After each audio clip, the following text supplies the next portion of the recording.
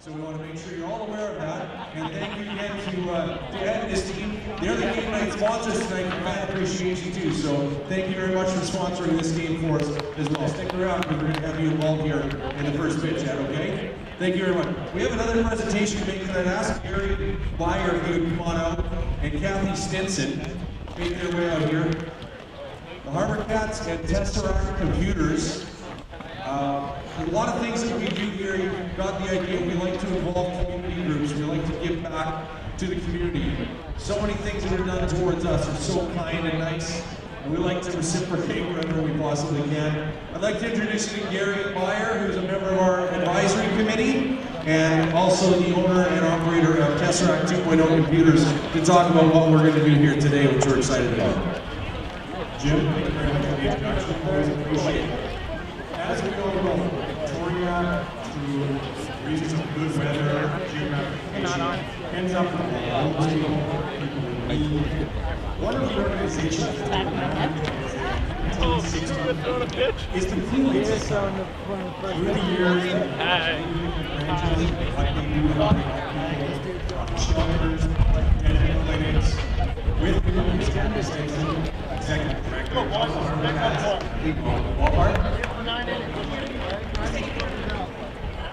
pardon me, Kool-Aid, exactly.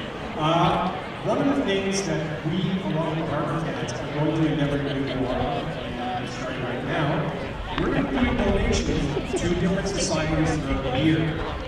Kool-Aid Society is going to be the first recipient of 5 complete refurbished computers to use in whatever capacity they want.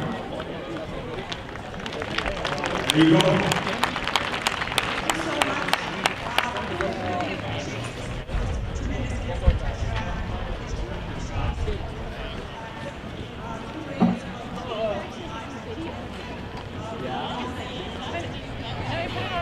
Now I get more nervous. Don't worry if you fall down, it will be on YouTube. Yeah, that's right.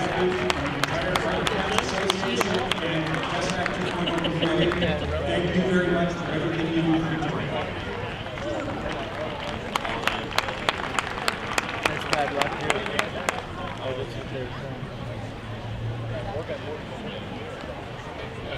Thank you, Kathy. Thank you, Gary. So generous. We appreciate it. We have 4 first pitches tonight. Ed Vanstone from Flight Centers is going to be part of this, but we have a couple people we want to introduce as well. Strength in numbers on the first pitches. We need 4 guys. First of all, we get safe. Get there safe every time we go on a road trip. Great buses, great service, and we get tremendous service from our bus driver. A friend to all our players. Larry Quigley, our bus driver from Wilson Transportation. Come on out, Larry, you're one of our stars. Does a fantastic job for us. Also runs the Royals in the winter. This guy's important, I'll tell you. And this year, it was an initiative of our head coach, Greg Merritt. He wanted to do something that's kind of new to our to the sport of baseball to some degree. And most home games, when travel allows, we have Lululemon and Moksha Yoga providing yoga stretching to our players. And I want to ask if Joel and Pete would please come on out. They've been the guys who've been stretching these guys around here. With the appreciation, bus driver and yoga, this has been huge for our players this year. They love it, and it's an opportunity for sure for them to be more ready and better prepared for games. And it certainly paid dividends as the season has gone on. So here we go right there. So we got our 4 first pitches for tonight's game. We'll see how much the yoga guys work for the baseball guys. Larry's playing cricket. There we go, Edward. That's a great shot. That boy. Thank you very much to Lululemon, to Moksha Yoga, Wilson Transportation, and to Flight Centers, our game day presenter here tonight. Thank you very, very much. We look forward to having you all back next year as well. Thank you. Now, We got those other presentations. the French family, you guys can make your way out here, please. We have some awards we want to make sure that we take care of here. Now, we're here to write Alex. I didn't realize you guys were all there to do this. I didn't know. Good luck. I was right out there. The HarbourCats, in the first 2 years of their existence, I think we overlooked something in a fairly major way. And that's awarding a Player of the Year. And we've had great players here. We had 4 guys from last year's team alone that are in Major League Baseball organizations this year signed with teams. And that's just a taste of what it is you guys have been able to see here as fans for baseball on this field here in Victoria with the HarbourCats. And we want to go a little bit back in time. We called it our Marty McFly initiative here a little bit, back to the future. But we wanted to right a wrong around naming our Player of the Year for the Victoria HarbourCats for past years. And we had the opportunity to do that because some people are here still, which is great. It shows that they still want to be part of this organization. I think it speaks volumes for this community and this market. So we want to go back with us adults. We're going to go back to the year 2013 and name our Player of the Year. He was an all-star, named an all-star at the end of the year that year. Tremendous member of the community, and he's been here working with kids, our camps, but a tremendous player on the field, even better person off the field. And I wanted to go back in history a little bit, and I want to ask the French family if they come up here for this, but we want to award, kind of in reverse here, our Player of the Year dating back to 2013 to our shortstop, Alex Dugodi.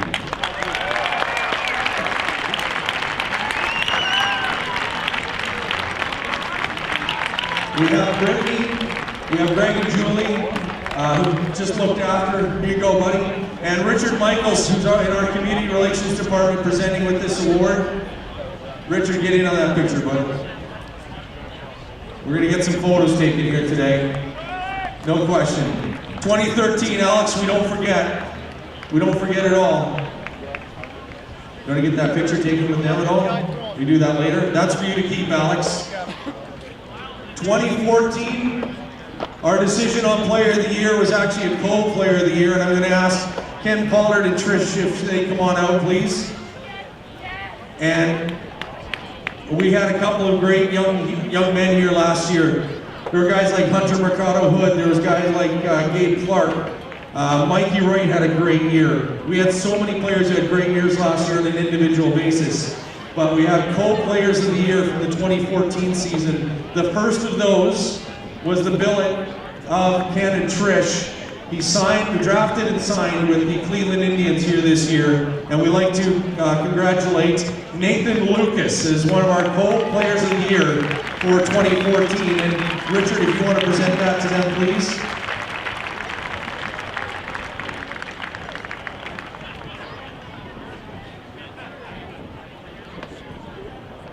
And Nathan sent us a message here today for Trish to read to the fans here.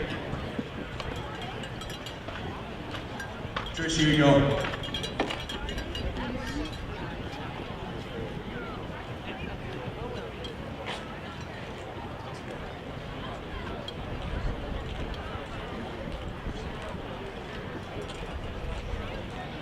Thank you for the honor of naming me co-Player of the Year. It really means so much to me. I wish I could personally be here to accept what Ken and Trish have graciously agreed to do so for me. I consider it a privilege to play ball for the Victoria HarbourCats. They provided me the opportunity to work on my skills, fine-tune my game, and build some great friendships. Thank you to Jim Swanson, Bob Miller, Karen Russell, my HarbourCat teammates, the fans, the City of Victoria, and especially my billet family, Ken Pollard and Trish Day, for making the summer the absolute best experience. I'm extremely grateful for the support I received from your city. Thank you again for this great honor. Thank you, Trish. Thank you, guys. That's great. We'll make sure we get that off to Nathan and his family. They're fantastic. The second co-Player of the Year for the 2014 season was a guy who signed a 10-day contract and came in, and all he did, there's no sense of entitlement with this guy. He came in and worked his tail off and ended up earning himself a regular starting spot. I mean, 9 starts for us last year. Went from a 10-day contract to the All-Star. He earned his way there. Alex Rogers.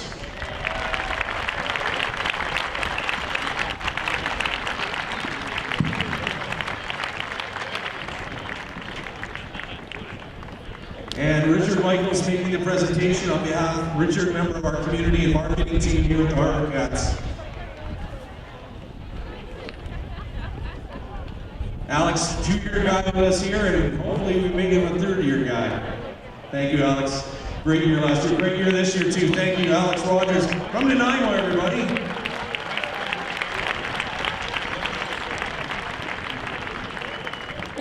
And the player of the year for, I know we got a few games to go here, but boy, we could have named a number of guys here. We had, Dominic Capuzzi, our all-star this year. I go on this guy, Kevin Pollard. So many guys had great years. Austin Gabor.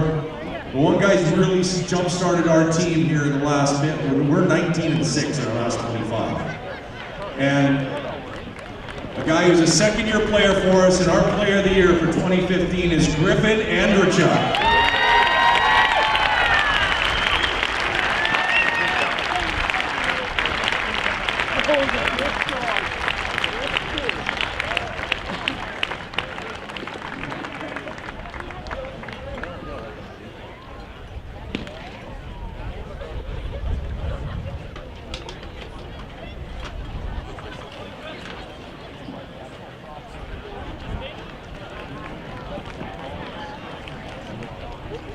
And last but not least tonight, we want to take a couple more seconds here to honor.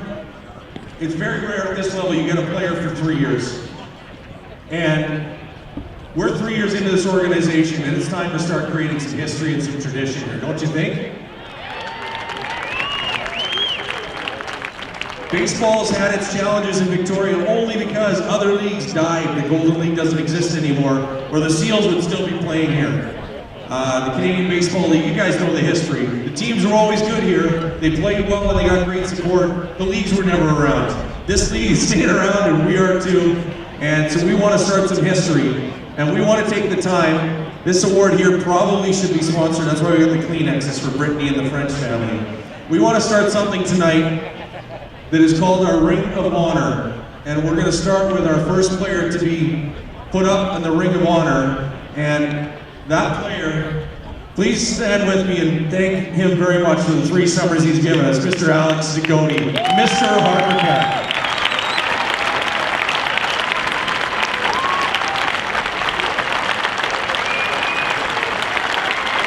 Now, we got something to show for Mr. HarbourCat, and I'm going to ask one of our great season ticket holders, take a look up at the press box, please. Eric Metzen is up there. Eric's going to get ready to unveil this. Here you go, Eric.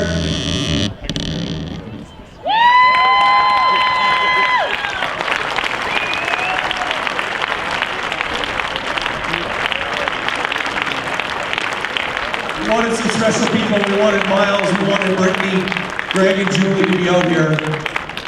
He's been part of our family, and he's been here every step of the way. Alex, thank you for everything you've done for this organization.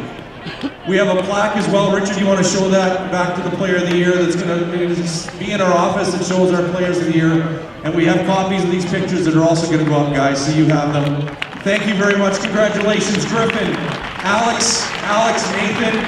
Let's play some baseball. We're going to get our national anthem with Stan Davis coming out here if you guys want to get back to your dugout.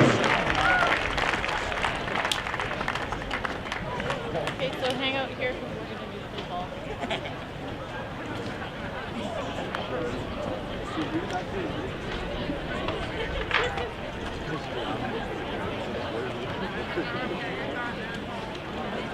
Everybody please rise, remove your caps, and join us in the anthems by Mr. Stan Davis.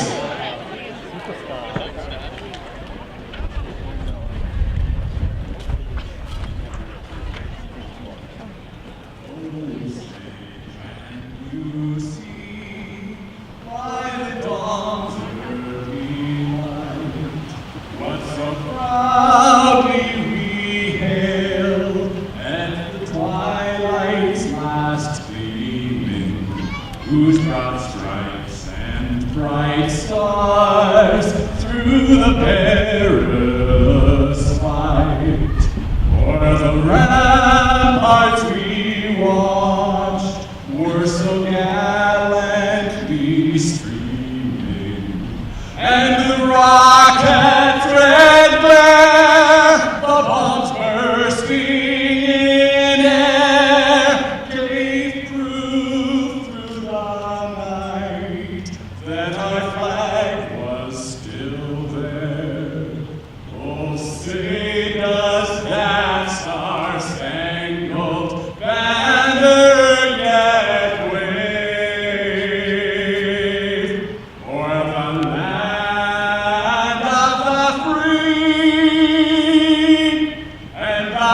home of the brave.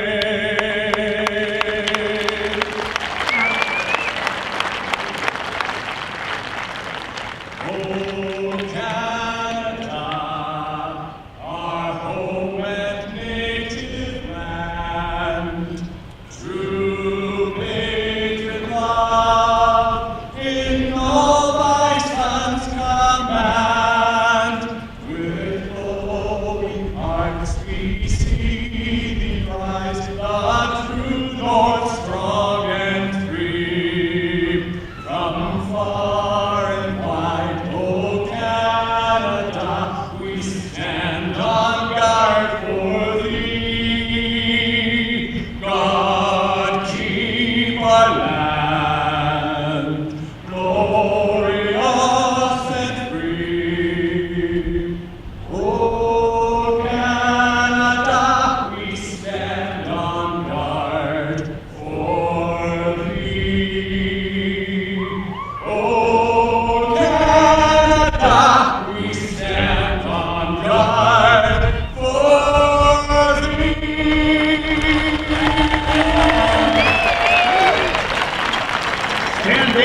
Stan Davis with the anthems tonight as Go Live Broadcast presents the West Coast Baseball League final home game for the Victoria HarbourCats of the 2015 season, which seems hard to believe as the first was just 2 months ago.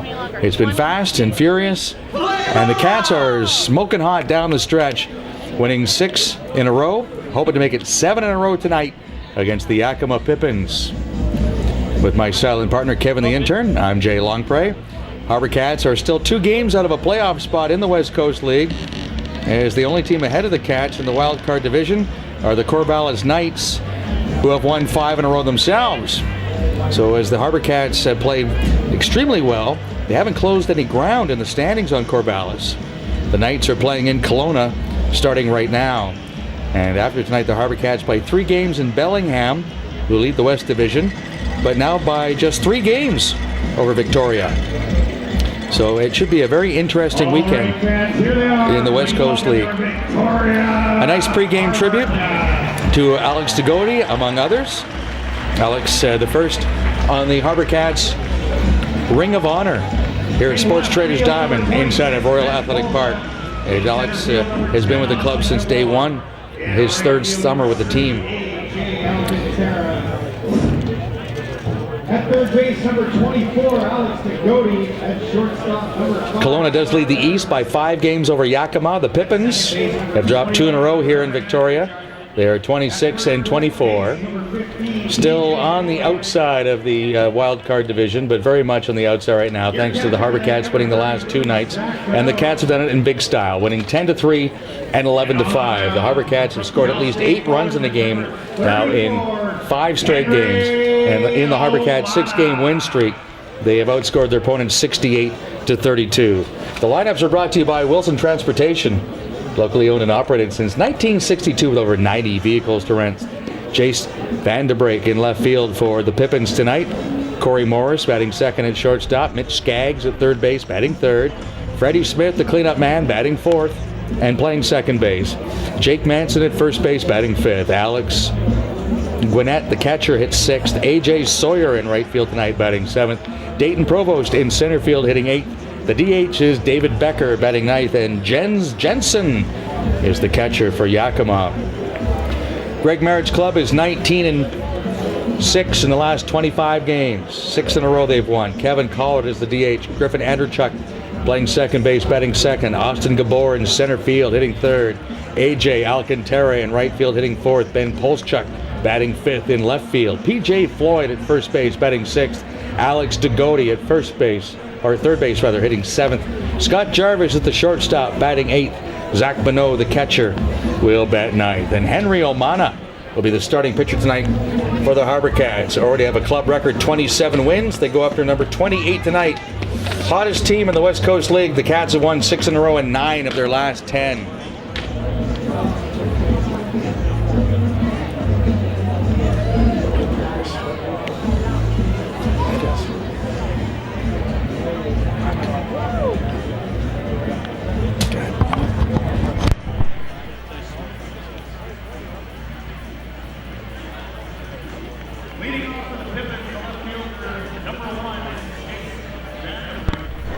Corey Klein is the home plate umpire again tonight, and Jared Roberts at first base. Same crew as last night.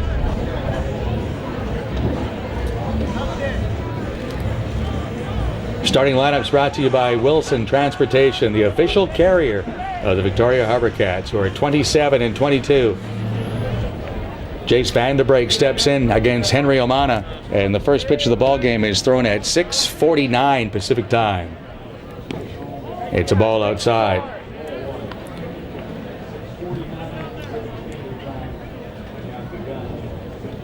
Two-hour and 48-minute ball game last night.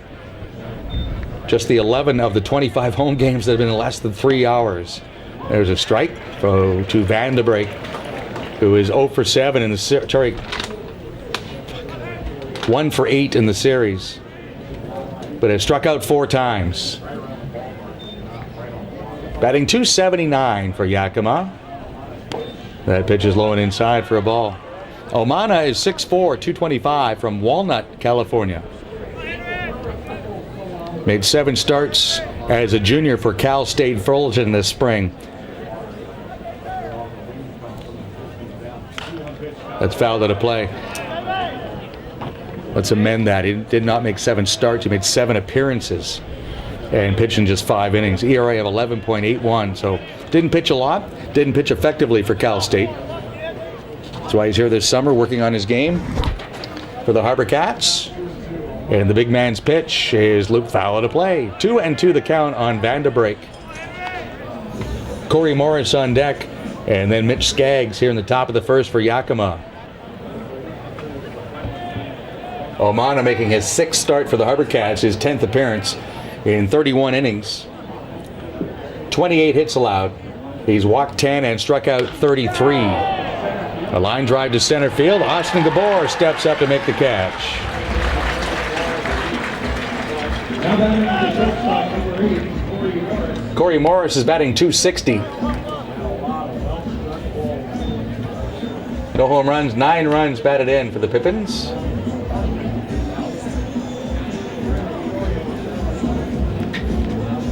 And Kevin, the intern, will get this out of the way early for those that are joining us for the first time in this series. A pippin is a green apple that they grow in the Yakima Valley. I think Kevin, the intern, thought it was a hat of some sort.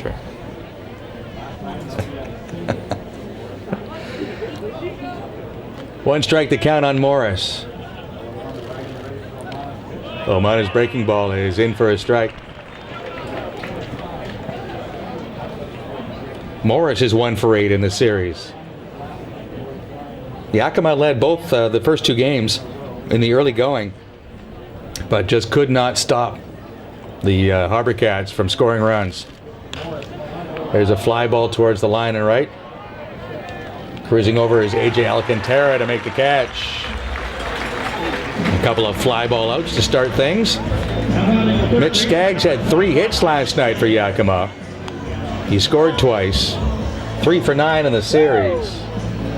Batting .274 for the year with a club leading 27 runs batted in.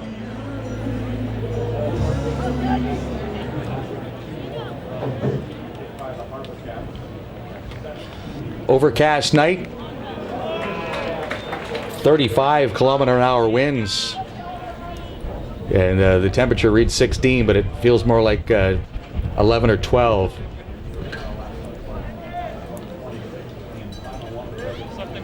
One strike on Skaggs. That pitches a strike. Pippins going with their powder blue tops tonight after wearing the Kelly green last night and the traveling grays in game 1. Swing and a miss on 3 pitches. Omana strikes out Skaggs. HarbourCats are coming up on Shaw TV and HarbourCats.com.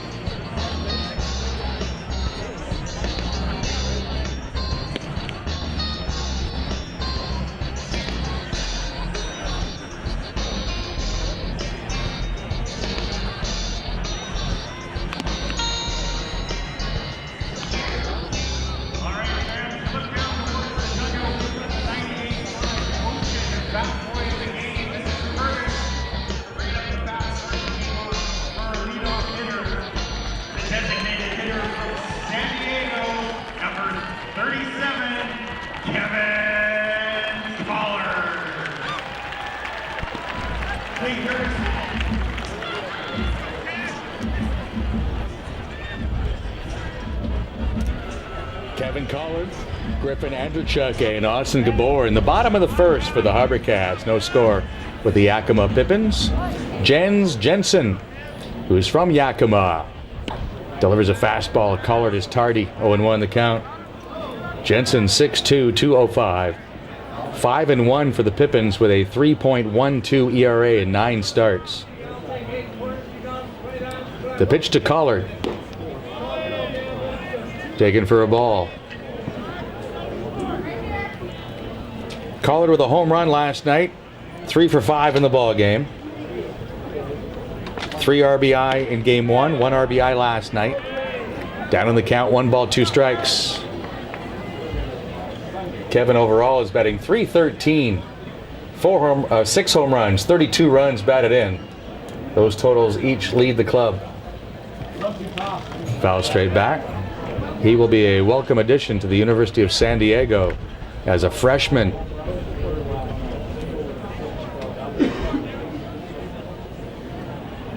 HarbourCats on a 6-game win streak, outscoring their opponents 68-32 in that stretch.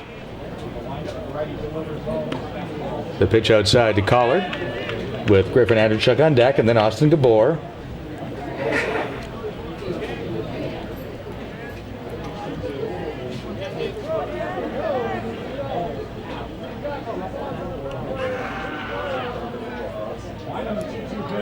Swing and a miss. Jensen took a little off.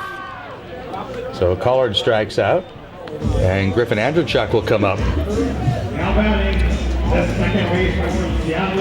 Selected as the player of the year in the pregame ceremonies tonight. And why not? Didn't start playing until the 19th of June. He missed the first 2 weeks. Didn't get into the starting lineup on a regular basis until the 8th of July. That's a few days, less than a month ago. And Andrechuk now with 35 hits. He's batting .380. He takes strike 1.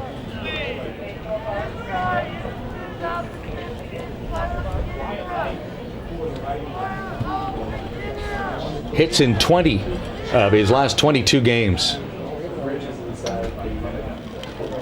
Foul straight back. 0-2 the count on Andrechuk, who hails from the Nanaimo.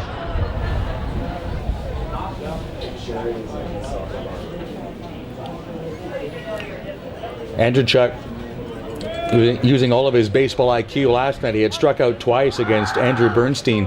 Came up in his 3rd time and dropped down a bunt for a hit, doing anything he can to help his team.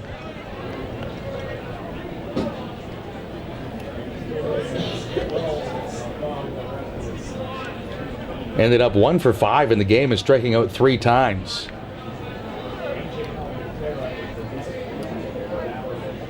But overall has been one of the hottest hitters in the West Coast League for the past month. Last week he was the player of the week in the West Coast League. Stays alive against Jens Jensen, who pitched this spring at Skagit Valley Community College, but will go to Lewis Clark next month and pitch in the NAIA. Little nubber, Jensen lets it go by. Morris will field it at the second base bag and throw it. Andrechuk.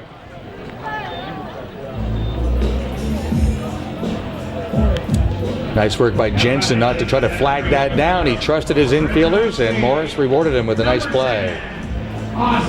2 men out, bottom of the first, no score. Austin Gabor, the batter. Gabor hitting .314, 3 home runs, 22 runs batted in. Greg Merritt posting a lineup tonight that has 8 of its hitters out of the 9 hitting .288 or better. The most prolific offense right now in the West Coast League. 1 strike on Gabor. It was 2 for 5 last night. Has 4 hits in the series.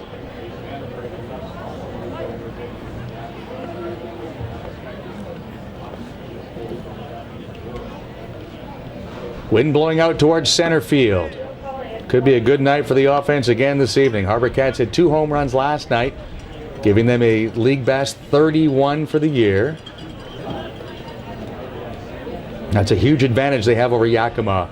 They have out-homered the Pippins 31-9 over this season. Gabor with a swing and a foul back.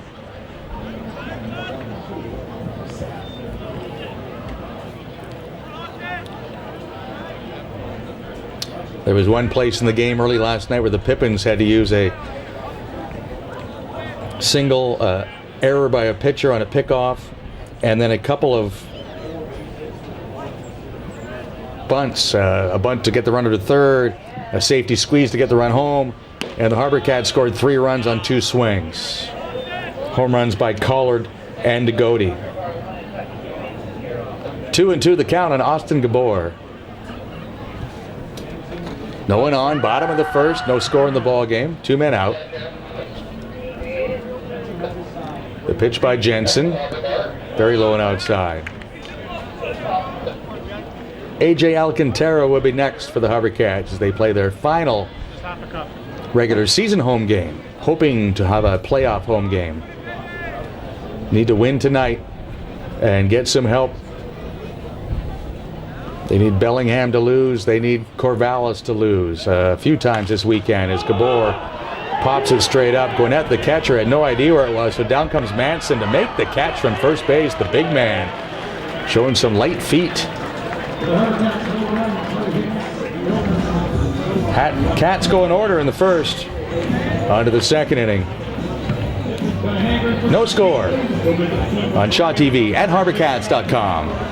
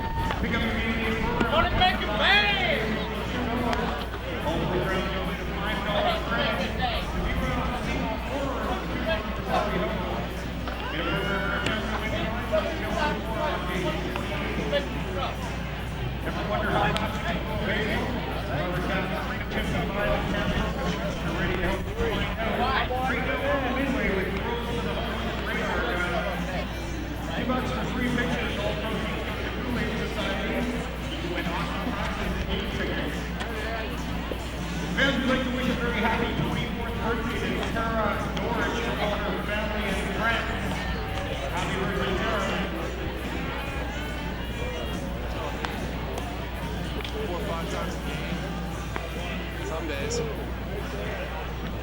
Yeah, it's battery change. There's no power out here.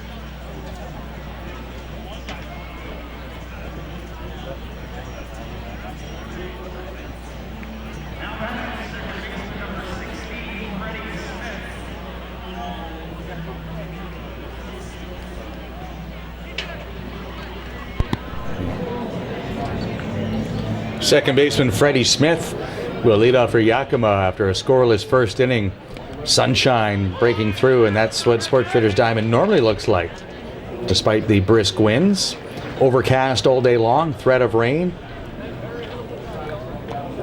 Strike one to Smith from Henry Omana, starting tonight for the HarbourCats. Big right-hander drops a breaking ball low and inside. Smith was just 3 out of 4 coming, or 3 out of 24 coming into this series. But he's gone 4 for 8, enjoying his stay in the capital city of BC. Look out, there goes the bat right into about the 4th row. 1 ball, 2 strikes. Is that bat coming back, or does Smith have to go to the dugout and get a replacement? It'll make it there eventually, I'm sure. Brad Norris-Jones, the assistant general manager of the HarbourCats, retrieving Freddie Smith's gamer. He gets a little pine tar. And it'll be manager Greg Merritt who hands the bat over to Freddie. No score, top of the second. HarbourCats baseball tonight brought to you by Alex Burns and Associates. Island investing made easy at VictoriaRealEstate.com.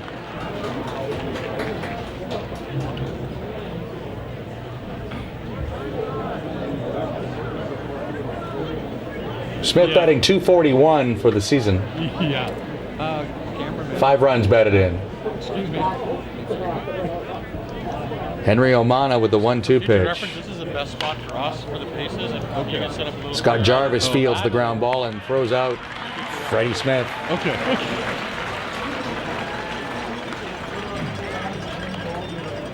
One man out for first baseman Jake Manson, who's 2 out of 6 in the series. Both of his hits coming on Monday night. He was 0 for 3 last night.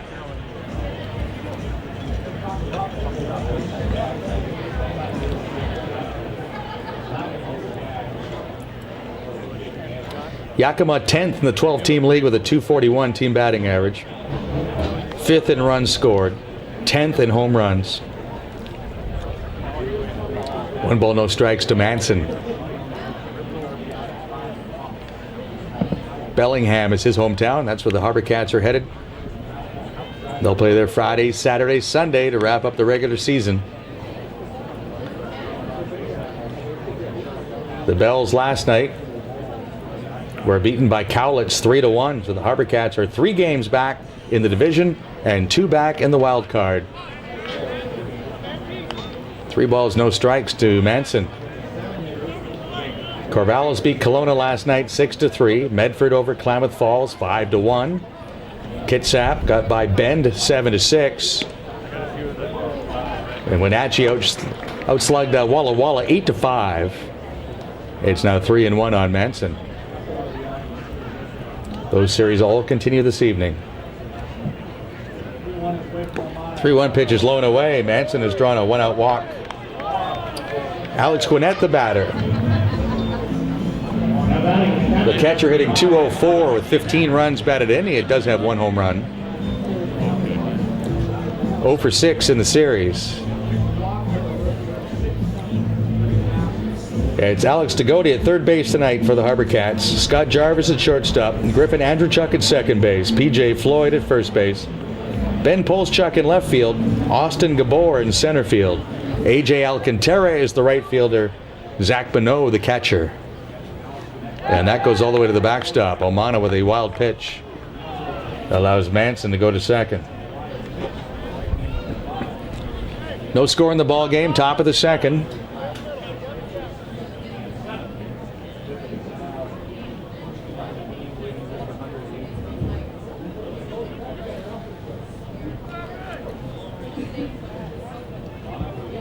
Yakima is guaranteed to finish with a winning record on the road. They are 14-11.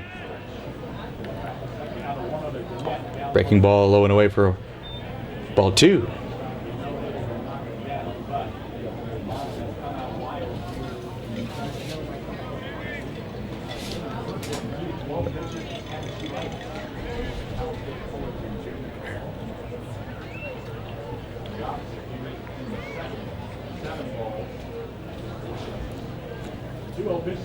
That's fisted foul out of play. My silent partner, Kevin the intern, first of all, he thought that Pippin was a hat, and then he thought it was a bird. Now we know it's an apple. But he's been curious about the Yakima Valley. The Pippins have not been swept. This is their second year in the league. They have never been swept in a season, in a 3-game series. So they're fighting for that tonight. This is looped towards Andrewchuk at second. Manson read that well. He gets back to the bag, so Gwinnett is retired. HarbourCats winning the first 2 games of this series. The Pippins have never been swept. They won 35 games in their first year and won the East Division, but then lost 2 straight in the playoffs to Corvallis, who then lost to Bellingham in the West Coast League Championship Series. They got off to a good start. They won 5 in a row and 8 of their first 11. And coming into this series against the HarbourCats, had won 4 in a row. AJ Sawyer takes a breaking ball in the dirt, ball 1. But between that 8-3 start and a little bit of stretch of 500, and then the 4-0 stretch before coming to Victoria, they went 9-15. Kelowna pulled away from them in the East Division. And the Pippins now find themselves on the outside looking in to the wild card as the sun is as bright as it's been all day. Sawyer is going to drop this into the right field corner. And that's going to be extra bases as Alcantara has to pick it up at the foul pole. Manson scores on the double by Sawyer. Yakima leads 1-0 in the top of the second. Now batting, the center fielder, the KK batter, number 20, Nathan Provost. A.J. Sawyer using the entire field as he drops that one into the right field corner right at the foul pole. Just his 13th hit of the year, his second double.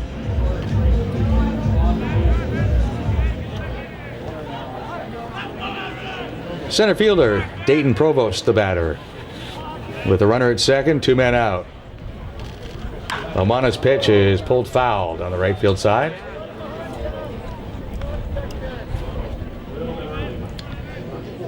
Henry Omana's last start was Friday night in Wenatchee. The HarbourCats won the game 10-5, but Omana's start was a short one. He went just 2 1/3, gave up 4 runs on 7 hits. Walked 2, struck out 1 against the Apple Sox.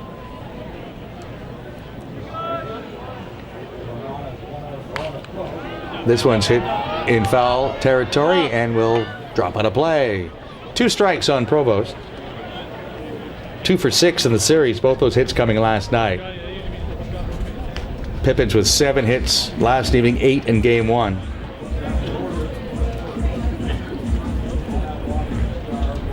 HarbourCats winning 10-3 last night, 11-5 on Monday night.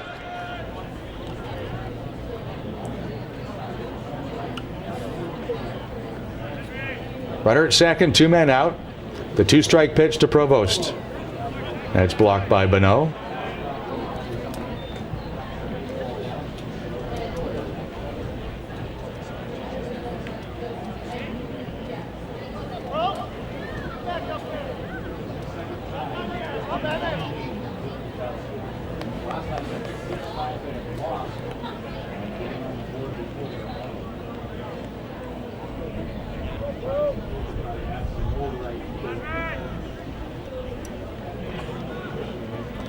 One nothing for Yakima in the top of the second. The pitch by Omana. Call, strike 3. Provost is rung up by Corey Klein. 1 run on 1 hit. A.J. Alcantara will lead off the bottom of the second with Yakima leading 1-0 on Shaw TV and HarbourCats.com.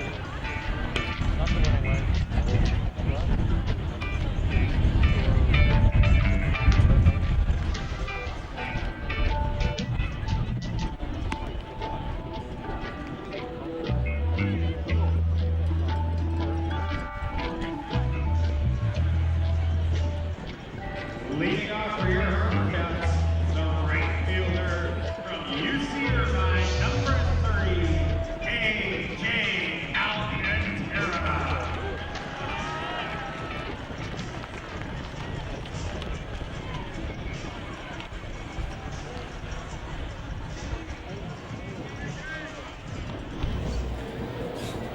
To the bottom of the second inning at Sports Traders Diamond inside Royal Athletic Park. 1-0 for Yakima.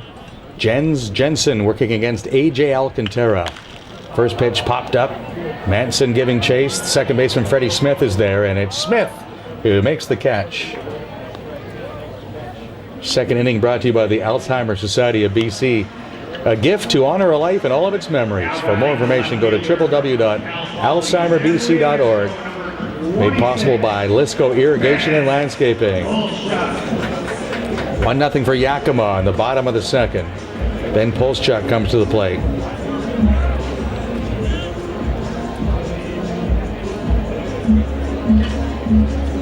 Polschuk batting .292. 3 home runs. 14 runs batted in. Strike one from Jensen.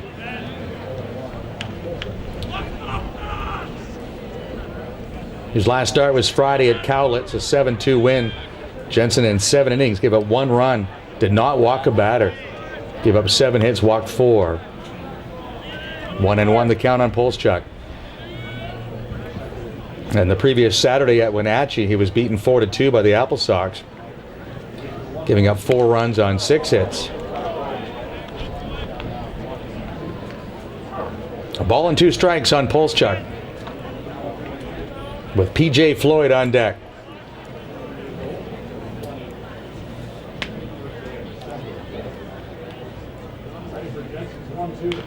Fouled straight back. Count remains 1-2 on Polschuk.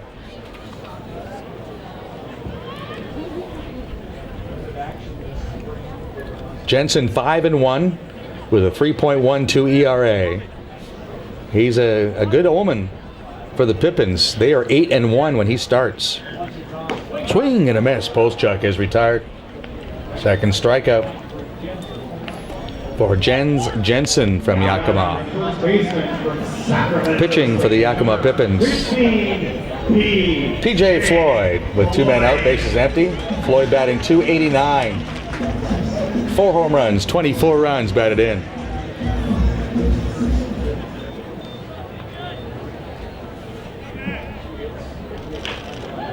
This is bounced foul. HarbourCats are hitting .356 as a team in their last 7 games.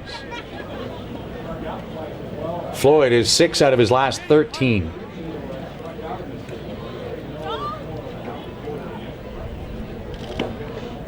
One ball, 1 strike. Bases empty, 2 men out. 1-0 for Yakima in the bottom of the second.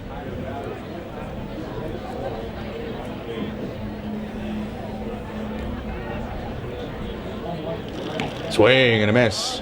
1 ball, 2 strikes. Jensen with 49 strikeouts in 58 innings of work starting play tonight, allowing 49 hits. He had walked 22.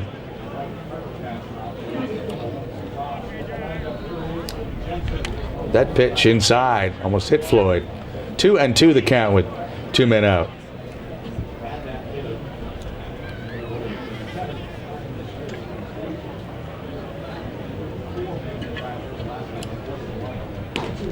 Strike 3. Floyd couldn't pull the trigger on the changeup.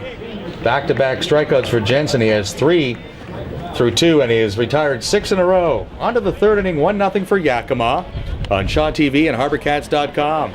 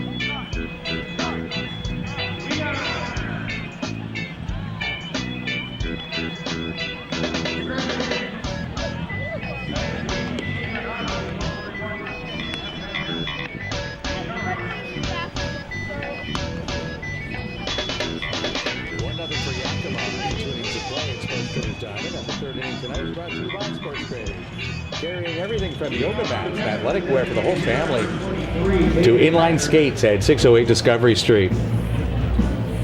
The DH, David Becker, will lead off for the Pippins. Then back to the top of the order, Jace Vanderbrake and Corey Morris against Henry Omana.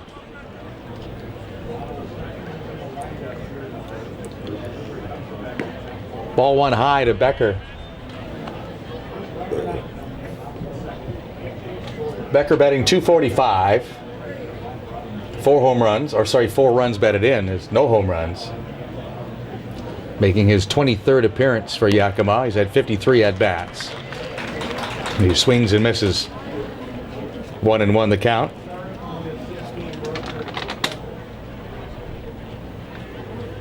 Becker pinch hit on Monday night and was a strikeout victim. That breaking ball is low from Omana. Just 2 1/3 on Friday for Henry in his last start. Last Saturday, he went 4 innings of scoreless baseball here in the first game of a doubleheader against Walla Walla. Gave up just 1 hit, walked 2, struck out 6, and got the win against the Sweets.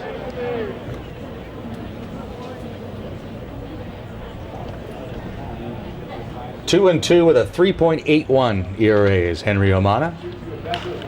And that is a fair ball. Becker will race around first. Alcantara with the throw to second base, but Becker with a stand-up double to lead off the 3rd inning. Second hit for the Sweets, second hit for the Pippins. They have both been doubles. 1-0 for Yakima in the top of the 3rd. Who's hot and who's not is brought to you by Freedom 55. Freedom today, freedom tomorrow. Advice that works for you. And obviously the HarbourCats offense is hot. 68 runs scored in this 6-game win streak.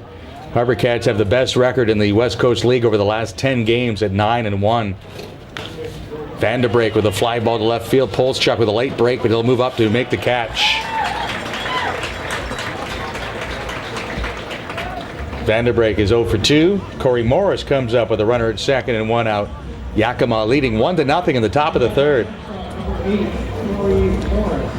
The problem for the HarbourCats is that they've gone 9-1, hitting .356 in 7 games, leading the league in home runs with 31. But they're trying to chase Corvallis for the wild card division race, and Corvallis has won 5 in a row and have gone 8-2. So the Cats have only been able to pick up 1 game in the last week and a half. Morris takes low after showing bunt. The first member of the HarbourCats Ring of Honor was designated before the game tonight. Alex DeGote, in his 3rd year with the Cats, is now up here in front of the press box. Mr. HarbourCat, as he's been dubbed, and he's been living up to that lately. Foul straight back off the bat of Morris. DeGote batting .458 in his last 6 games with 7 runs batted in.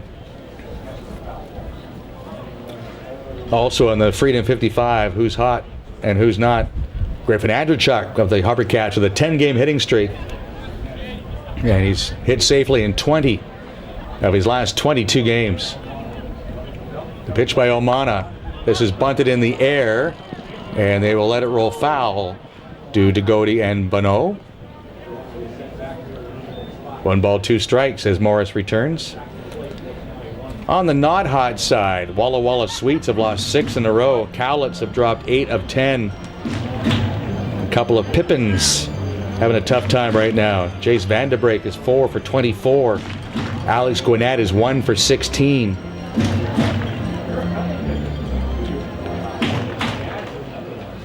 And after this pitch, we'll tell you about how tough this game can be. As Omana comes set, delivers the 1-2 pitch. Pop foul out of play. The toast of the town as Alcantara went for a dive in right field. I thought that ball was sliced well out of play, but it hung up with the wind blowing back towards center field, and AJ made a good effort but couldn't quite come up with the catch in foul ground. Count remains 1-2 on Corey Morris. Kyle Molnar, who will pitch for UCLA, pitching this summer in the West Coast League for Walla Walla. On July 27th, which is not that long ago, I mean, just over a week ago. He threw a no-hitter against Kitsap. This is bounce for Scott Jarvis. Gloves, throws. Morris is out.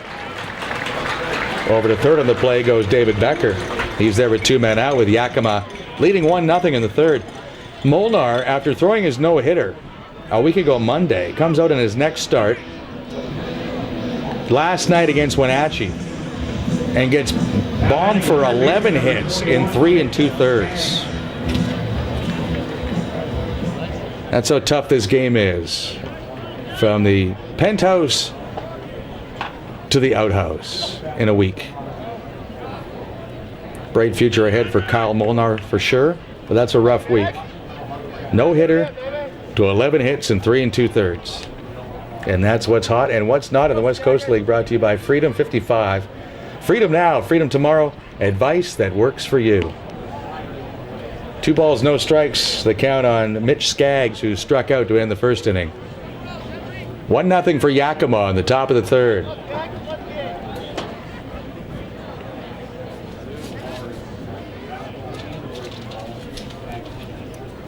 Omana's pitch, swing and a miss.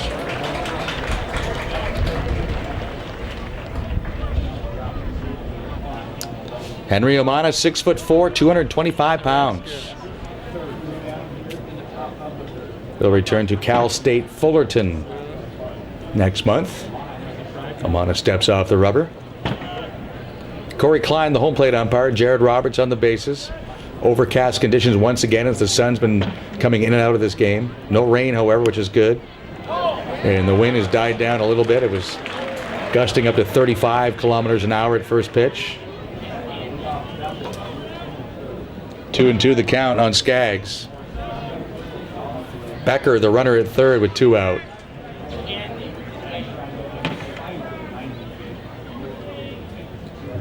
Two-two pitch on the way from Henry Omana. Foul out of play.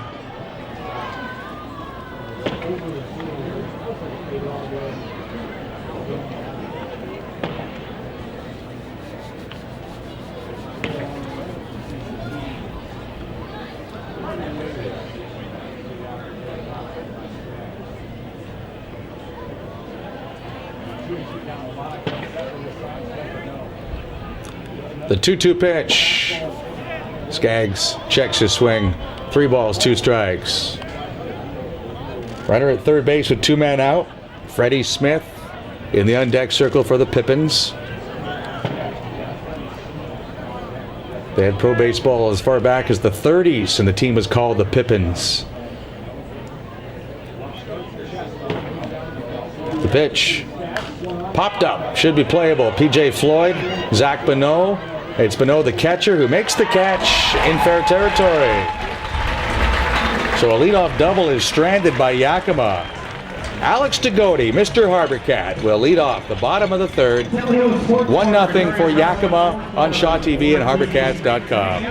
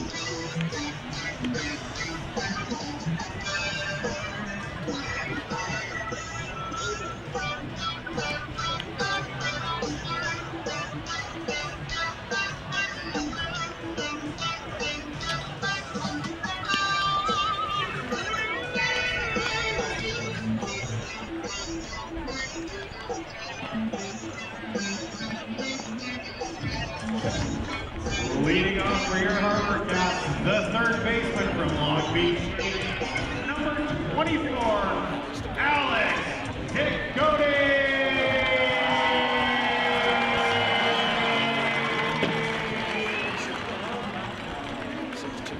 5.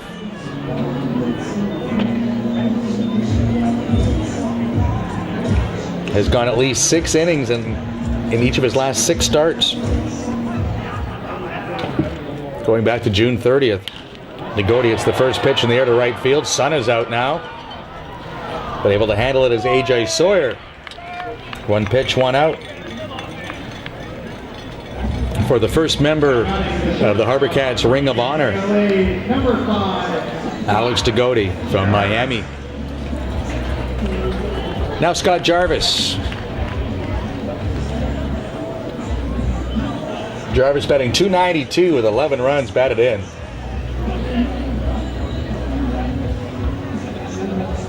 Hitting .350 in his last 20 at-bats. Shows bunt, takes the pitch. Mitch Skaggs is the third baseman for Yakima. Corey Morris at shortstop, Freddie Smith at second base, Jake Manson at first base, Jace Vandebrake in left field, Dayton Provost in center field, AJ Sawyer is the right fielder, Alex Gwinnett the catcher. 1 ball, 1 strike on Jarvis. As once again, Sports Traders Diamond is drenched in sunshine. This is hit in the air to left field, but moving up is Vandebrake, and that's 8 in a row retired by Jensen. West Coast League Leader is brought to you by Alex Burns and Associates. Island Investing made easy at VictoriaRealEstate.com. Justin Flores batting .379 for Kelowna. Tops in the West Coast League. Dan Mayer of Medford leads in home runs with 11. Tyler Davis of Bend with 48 RBI. He's been the league leader in that category all year long as Zach Bonneau takes a strike. Nick Madrigal of Corvallis has tied Aaron Struzma in stolen bases with 32 as Bonneau hits one deep to left, and that'll bounce off the fence on the fly. Zach Bonneau with a double into left center field.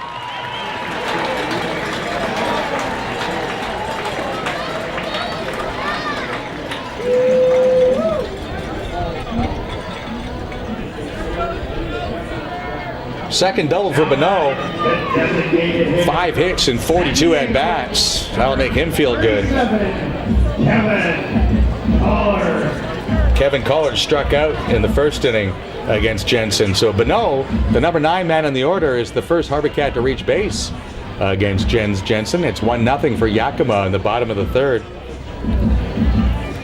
So Madrigal of Corvallis and Struzma of Bellingham, each with 32 stolen bases. Those are West Coast League records that they share. Swing and a miss by Collard. Hunter Wells of Wenatchee and Patrick McGuff of Bend each have 7 wins. Darian Simmons of Yakima with 54 strikeouts. Hunter Wells of Wenatchee with 54 strikeouts.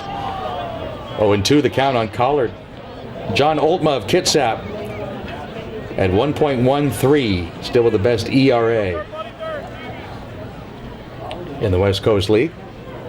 Now, if you're wondering about Griffin Andrzejczuk, who came in batting .380, he's had 113 plate appearances. He would need 132 as of tonight to qualify.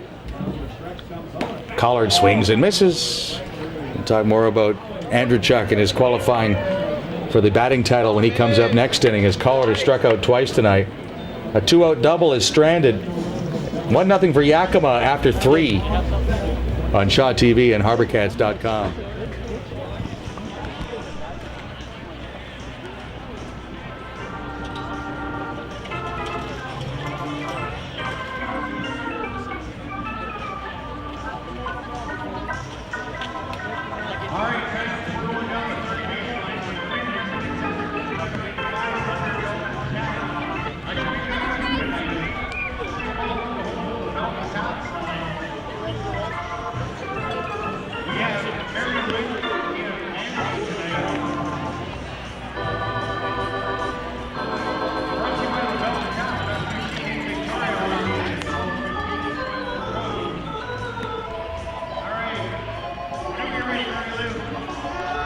Hunter Wells of Wenatchee and Patrick McGuff of Bend each have 7 wins. Darian Simmons of Yakima.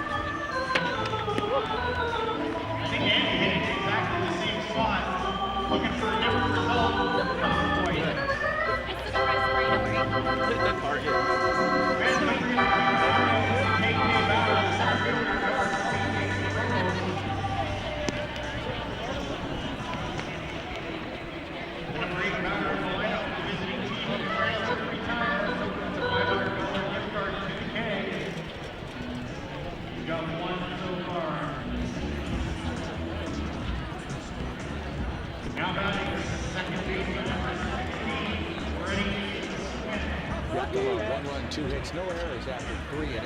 HarbourCats, no runs, 1 hit, no errors. Second baseman Freddie Smith, the leadoff against Henry Omana. Swing and a miss by Smith. Grounded to short his first time. 4 for 9 in the series. Jake Manson on deck, and then Alex Gwinnett here in the 4th inning for the Pippins, who have a 1-0 lead. 0-2 the count on Smith. 4th inning brought to you by Wilson Transportation, with over 90 vehicles to rent, the official carrier of the HarbourCats.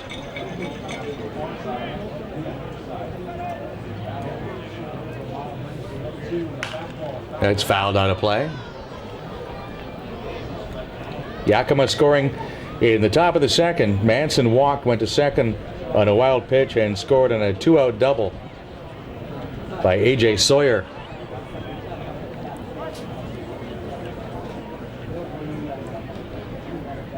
The 2-strike pitch to Smith.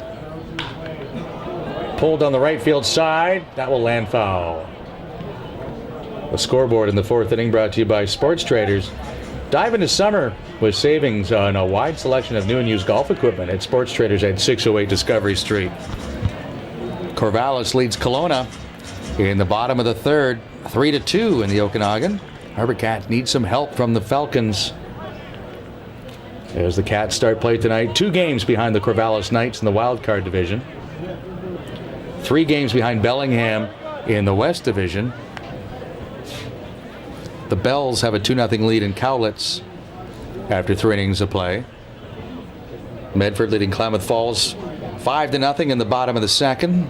Kitsap over Bend 2-1 in the bottom of the 3rd. Smith with a high chopper. P.J. Floyd will glove it. Step on the bag. 1 out in the 4th. Jake Manson has scored the game's only run. Walla Walla ahead of Wenatchee 1-0 after 1 inning of play. So at the moment, no help for the HarbourCats. They're trailing here to Yakima. Corvallis is winning early. Bellingham is winning early. But there's still lots of time left on this Wednesday evening, the 5th of August. Final regular season home game for the HarbourCats, just 2 months after it began on June 5th against Kelowna, with over 4,600 fans here. Alex Rogers was a starting pitcher that night. 1-0 pitch to Manson. 2 balls, no strikes. HarbourCats scored 3 in the 1st inning in the bottom of the 1st and cruised to a 9-2 victory on opening night.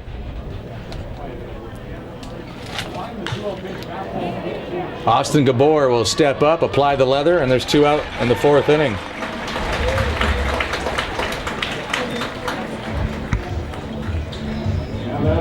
The catcher, number 5, Alex Gwinnett. Well, no wonder Kevin the intern gave me the Major League scoreboard in such a enthusiastic manner. Red Sox beat the Yankees 2-1. Blue Jays win again. Slugged it out against Minnesota 9-7. Alex Gwinnett fouls this pitch out of play. Gwinnett popped to second his first time. Just 1 for his last 17 is the catcher of the Pippins. 1-0, top of the 4th. No one on with 2 men out.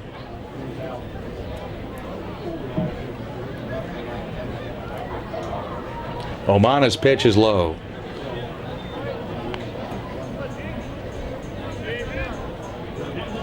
Braves lose again. Just as the sun came up, the Braves lose. 2 things you can count on right now. 6-1 against the Giants.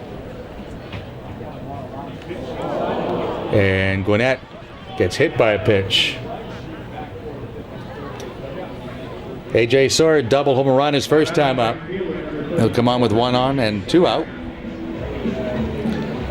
Mariners are beaten in 11 innings 7-5 by Colorado today. Baltimore in 10 innings defeated Oakland 7-3. Nationals in 10 innings beat Tampa Bay 6-5. Angels over the Indians 4-3. Pirates over the Cubs 7-5. Dodgers 4, Phillies 3. Tigers edge the Royals 2-1 as Omana's pitch to the plate is a strike. Mets stay hot. They beat the Marlins 8-6. Bottom of the 8th, Arizona leading Washington 8-2. Cardinals and Reds are tied in the 10th inning 3-3. Rangers lead the Astros in the 6th 4-3. Milwaukee over San Diego 4-2 in the 8th inning. The scoreboard brought to you by Sports Traders at 608 Discovery Street. 2 strikes on Sawyer.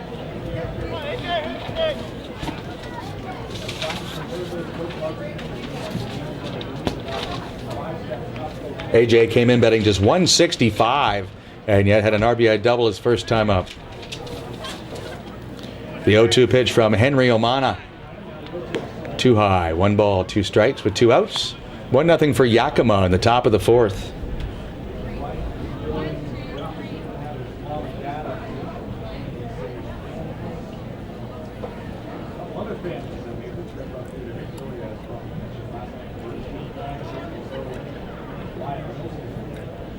The 1-2 pitch to Sawyer. Swing and a miss. Inning over. 3rd strikeout for Omana. We're ready for the next minute. To the bottom of the 4th. 1-0 for Yakima on Shaw TV and HarbourCats.com. I've got Kelly Mann, who's the CEO of the BC Games Society and one of our advisory group members. And I know, Kelly, you're a busy guy in sports and things like that. This has been a good season. I know you've enjoyed yourself one of our seasons is over. You know, I've been here across Canada. Really enjoyed the players understand playing in this crowd. They always do. It's amazing how that works. The attendance actually in the loss record is something else. You've always got great ideas for me, and it's fantastic. What's the biggest idea you have for us that you'd like us to implement next year? Well, I think there's a great opportunity to get fans in closer to the game. Putting some seats right down the field where essentially the sporting track is. Maybe they throw a few more right up close, right up personal. Maybe a little bit of a scare tactic for foul balls come back in. I think that would be a great idea to bring the best. It's been an idea we've had, so watch for a new seating idea we have for 2016. Season tickets are available now. Kelly, thank you for your time very much. You get to go to Moxie's. You'll probably find Myra there. She's probably there. And Myra's Moxie's Minutes. Thank you to Moxie's for your support this season with Myra's Moxie's Minute. Thanks, Kelly. Appreciate it.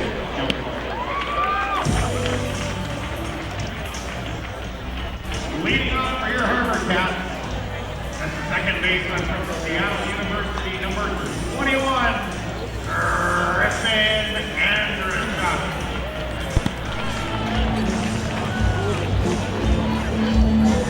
Bottom of the 4th inning at Sports Traders Diamond. 1-0 for Yakima.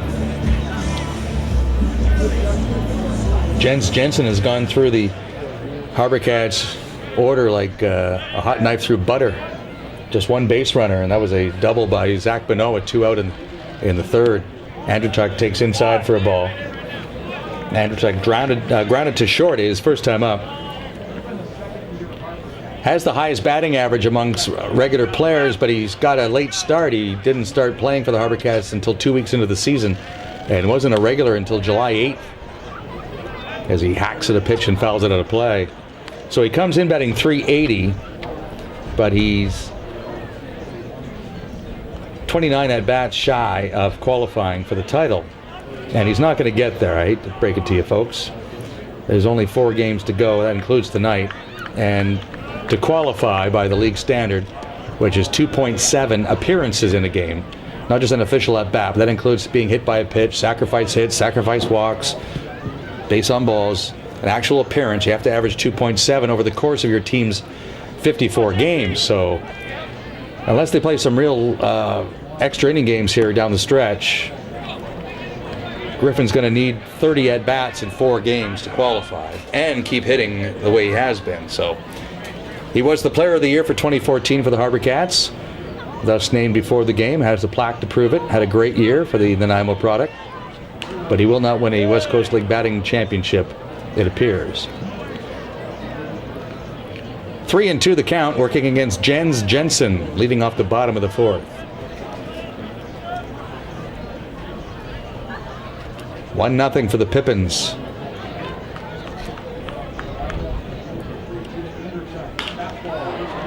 Morris with a tricky hop takes it right in front of his face and then composes himself to throw at Andrechuk. A couple of sharply balls to shortstop off the bat of Andrechuk here tonight. 1 out in the 4th. 1-0 for Yakima.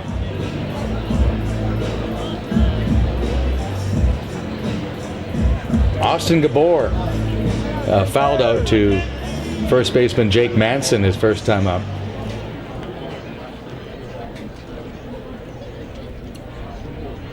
The pitch is a strike at the knees. Friday night, Jensen was a winner at Cowlitz, going 7 innings, allowing just 1 run. Did not walk a batter in 7. Hasn't even come close to walking a batter tonight. In fact, that 3-2 count with Andrechuk just a moment ago was his first 3-ball count. Now 1-1 on Gabor. 5-1 on the year with a 3.12 ERA in 9 starts for the Yakima native. 6'1", 205.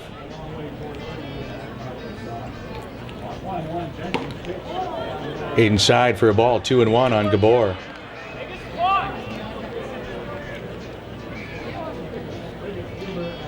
Jensen had an injury-plagued spring. He made only 4 appearances for Skagit Valley. Pitched just 5 innings. He will now pitch at Lewis Clark. That's well hit to right field by Gabor. This one will leave the yard. The game is tied 1-1. Austin Gabor will touch them all.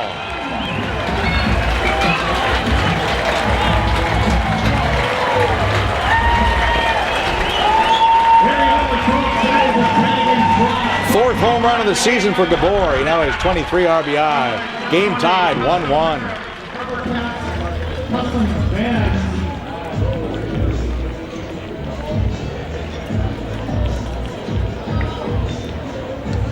When it first left the bat, I thought it might have a chance to be blown foul, but Gabor had his hands inside the ball and was able to keep it fair easily as A.J. Alcantara takes a strike. League leading 32nd home run of the season for the HarbourCats. Alcantara flicks one into right, but Sawyer will make the catch. 2 out in the 4th inning, a 1-1 tie.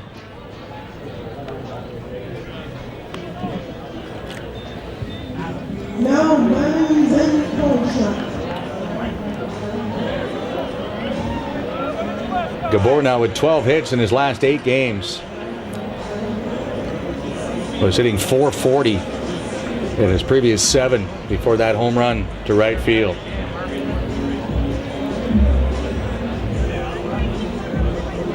Hottest team in the league at 9-1. Hottest offense at a .356 batting average over the last 7 games for the Victoria HarbourCats. Ben Polschuk takes a breaking ball for a strike.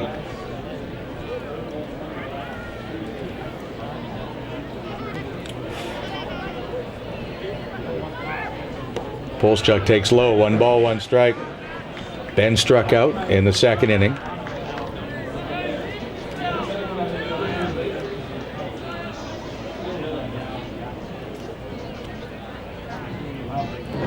Bases empty, 2 out. This is pulled foul. 1 ball, 2 strikes with 2 men out, and Polschuk will need a new at-bat, or new bat rather, to finish this at-bat.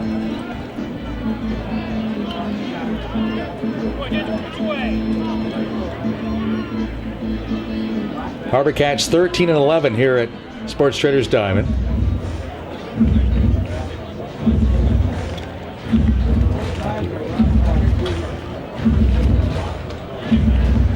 (14-11).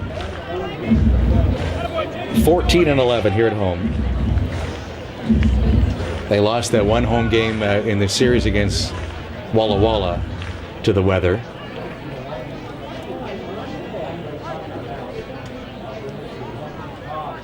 Swing and a miss. Polschuk strikes out for the 2nd time. A home run by Austin Gabor ties the game 1-1 after 4 innings of play. On Shaw TV and HarbourCats.com.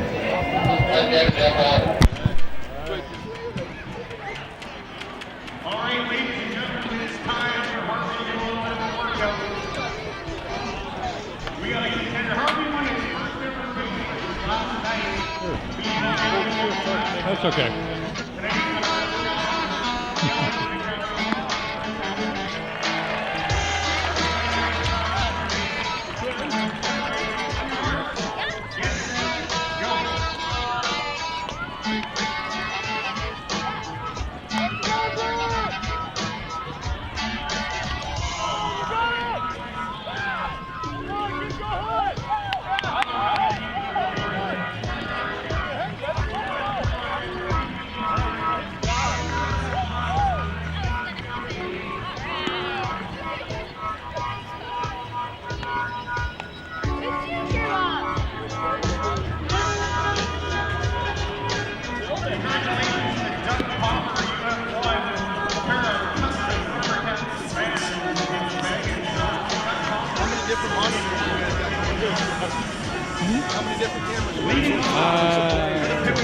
One up there, one here, and up in the Totally even.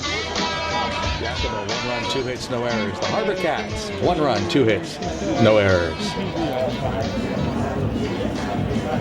Dayton Provost, David Becker, and Jace Vanderbrake for the Pippins of Yakima here in the top of the 5th against Henry Omana. Ball 1 says home plate umpire Corey Klein with Jared Roberts on the bases. Provost struck out his first time against Omana, who has 3 Ks through 4. Little bouncer, and PJ Floyd will handle it. 1 man out in the 5th. Tonight's trivia question brought to you by the Alzheimer's Society of BC. There is a rising tide of dementia in British Columbia, but there is hope if we act now. Go to www.alzheimerbc.org for more information. And this message made possible by Lisco Irrigation and Landscaping. As David Becker steps to the plate, number 9 hitter, the DH tonight for Yakima, doubled his first time up.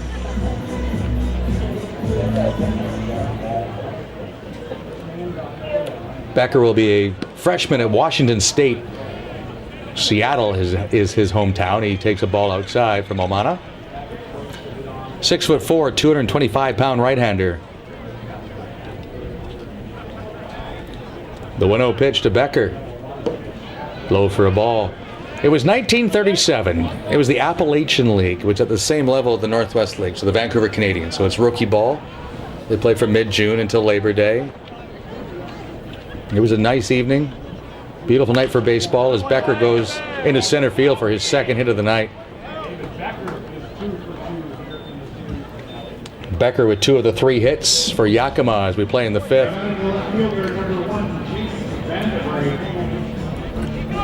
It was on this day. It was the 5th of August, so it's a hot night. Great night for baseball. Johnson City against Newport in the Appalachian League. The game ended in the 6th inning. Why is our question tonight. Now, I know for a fact there was nobody in this building that was there. 1937, August 5th, in the Appalachian League in Tennessee. Why was the game stopped in the 6th inning? Well, you can't say it's because the lights went out, because they didn't have lights, so it was a day game. Could have rained, although it's August. They didn't have a mercy rule. It's pro baseball. It's in Tennessee, so earthquake's doubtful. Of course, if they did have rain, could have had a flash flood.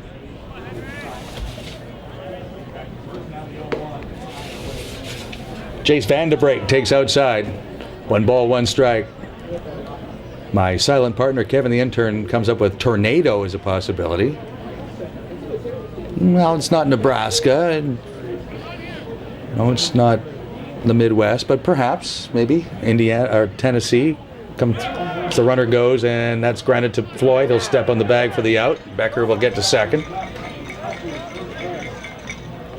Vanderbrake is 0 for 3 in the game and 1 for 11 in the series.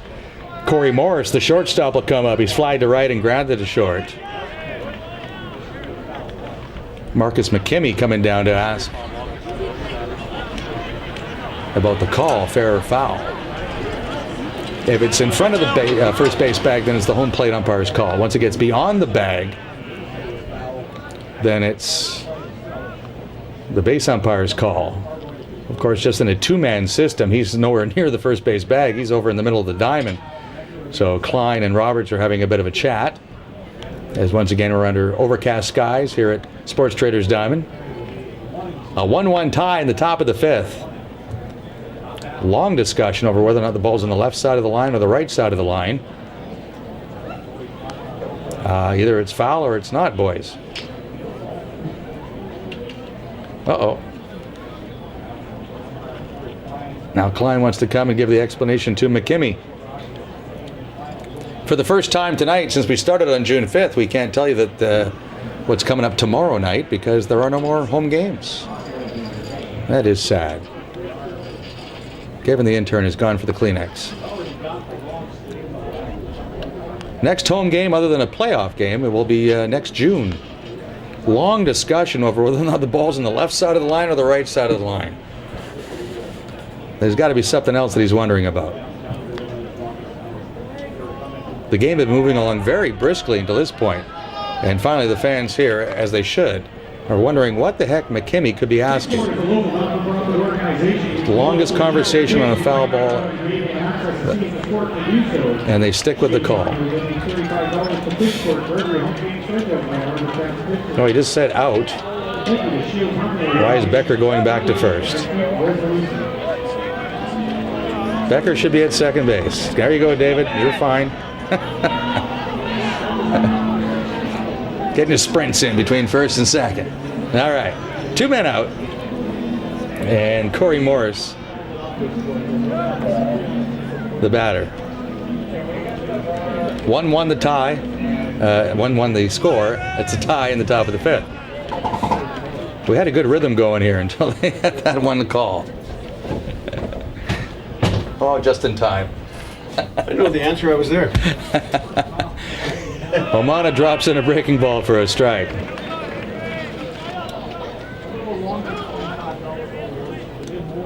Morris is still 0 for 2.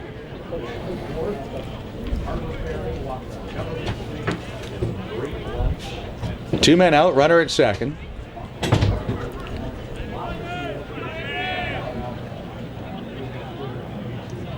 Henry Omana started tonight with a 3.81 ERA. He drops that breaking ball in, and Bono with the block. Alex Degodi at third base, Scott Jarvis at second base, Griffin Andrewchuk at second base, PJ Floyd at first with Ben Polschuk in left, Austin Gabor in center, AJ Alcantara in right. Bono the catcher for Henry Omana from Walnut, California. 1-1 tie in the top of the 5th. That is hammered into left center field. Yakima will go ahead 2-1. Morris was going for second, but he stumbled in that loose dirt around first and wisely stayed at first. He probably would have had a double easily, but that dirt is so loose that he almost fell down. RBI double for Morris. Yakima goes in front 2-1.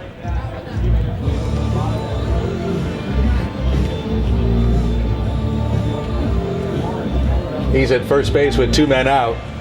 And Mitch Skaggs, who is 0 for 2, will come to the plate. Morris now with 10 RBI on the year. He is sent back on his belly. He's 5 out of 7 in stolen bases. The Pippins have stolen 63 times. They've been thrown out 24. 5th in the league in stolen bases. Pitch out. Bono's throw back to first, but Morris got back safely. The 5th inning of tonight's game is being brought to you by Freedom 55. Freedom now, freedom tomorrow. Advice that works for you. And if you're still working on that trivia question from 1937 in the Appalachian League in Tennessee, Johnson City, Tennessee, not just anywhere in Tennessee.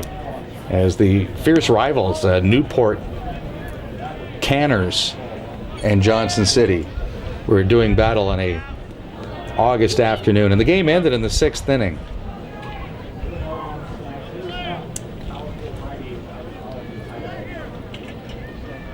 We'll tell you in the bottom of the 5th why. The pitch by Omana, high for a ball. 3-0 on Mitch Skaggs, who has struck out and popped out to the catcher, Bonneau.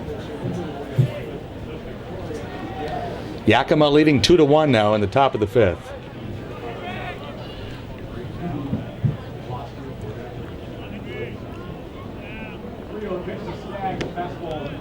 Strike 1 to Skaggs.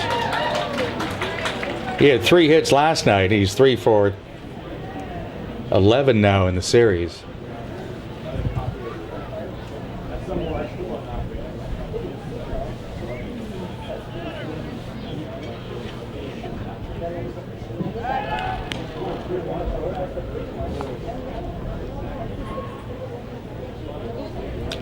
Yakima with a run in the 2nd and 1 here in the 5th. HarbourCats getting a run in the 4th on the home run by Alex Gabor to right field.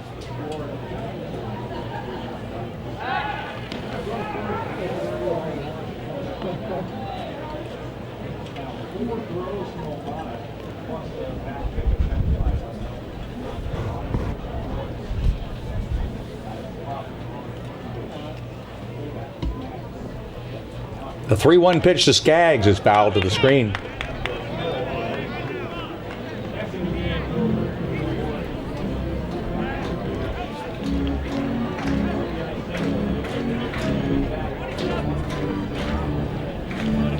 HarbourCats needed just over 2,300 in attendance tonight to reach the 50,000 mark.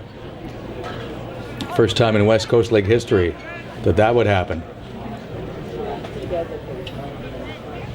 It's going to be close. I'm not sure if they'll make it, but it's going to be close. Unlike that pitch from Omana. Ball 4 to Skaggs. Morris to second. Runners at first and second with 2 men out. Freddie Smith has grounded out twice tonight. Omana went 2 1/3 in his last start at Wenatchee on Friday in 100-degree heat. Gave up 4 runs on 7 hits.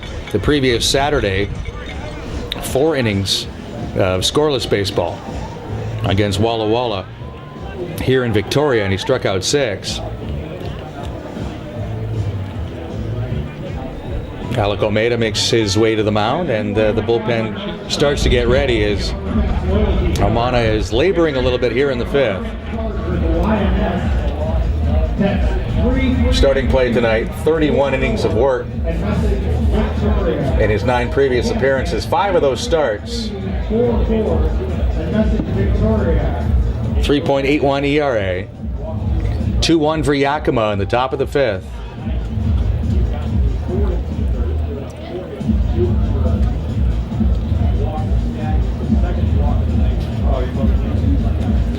We've talked a lot about the HarbourCats offense being so prolific of it late, leading the league in home runs now.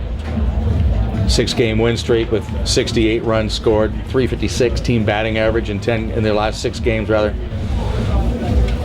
8 men in the lineup tonight hitting over 288. But the other side is not so dominant. ERA is 7th in the league. Defense is 6th. Runs allowed, 9th. Freddie Smith takes ball 1. Both the pitcher and the batter now in the shade as the sun has come back out, but really there's only sun in right field. So the Cats have had to score runs to win games. Starting pitching has been much better. That's a base hit to right field for Smith. Morris around third. He will score. And the throw came to the plate. It should have gone to second base. That allowed Smith to go to second. There was no chance for Alcantara to throw to runner at the plate, so he gives up a base. And it's 3-1 now for Yakima as Freddie Smith has an RBI single.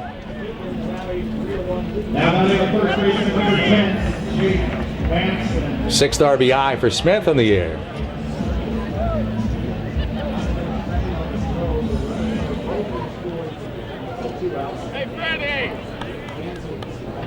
Jake Manson has walked and scored and flied to center. Runners at second and third with 2 men out.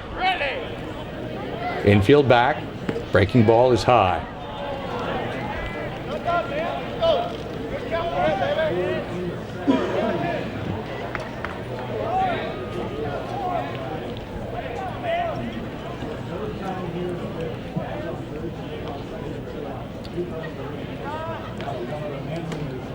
Manson takes a strike. 1 ball, 1 strike with 2 on and 2 out.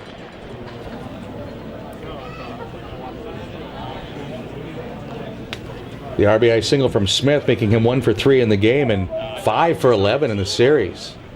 He came into this trip to Victoria at just 3 out of 24. Manson badly fooled. 1 ball, 2 strikes. Yakima now with 3 runs and 5 hits.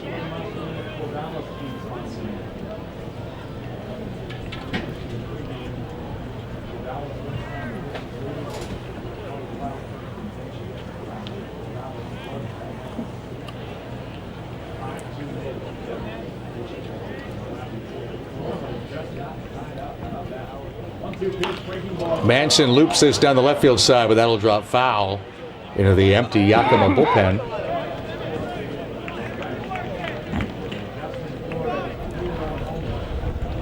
One ball, 2 strikes. Runners at second and third for Yakima. They have scored twice here in the 5th inning. Wind picking up again, blowing briskly across from left field towards center field. The sun is back. P.J. Floyd and A.J. Alcantara not happy about that. Manson takes a breaking ball that's blocked by Bonneau.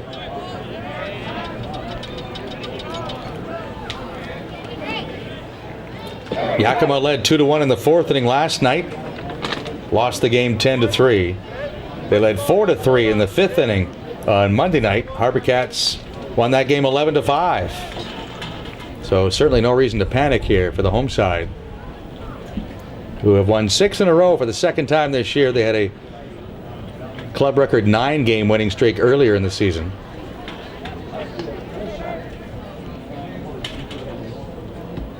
On July 5th, the HarbourCats were 8-16 and out of any conceivable race.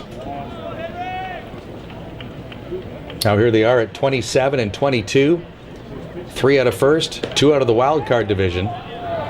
2-2 the count on Manson, and Bonneau once again goes to the mound. I wish baseball would put a stop to this in all levels.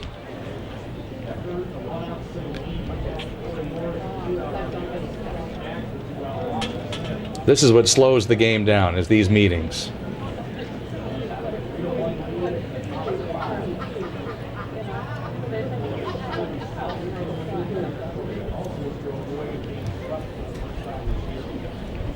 Base empty, and the struggling Alex Gwinnett on deck.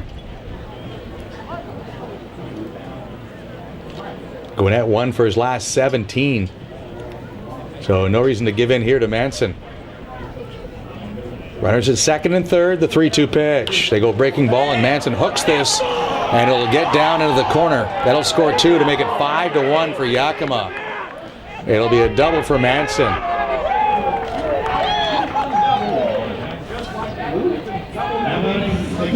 Both Smith and Skaggs come home to score.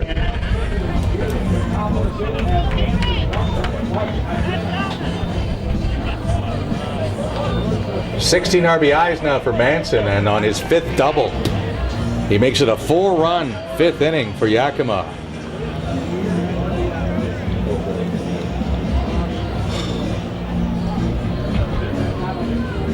This trip to the mound was ordered by Greg Merritt to get the bullpen some more time to throw. Again, Omana has not gone deep into his starts. 2 1/3 on Friday, and 4 innings on July 25th. 5-1 now for Yakima.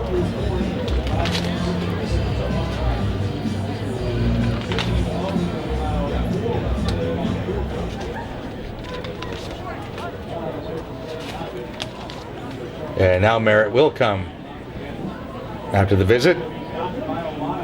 And that'll be it for Henry Omana. It'll be 4 2/3 tonight. July 11th, in the doubleheader against Klamath Falls, he went 5 innings. That's his longest appearance. So he leaves trailing 5-1 on Shaw TV and HarbourCats.com.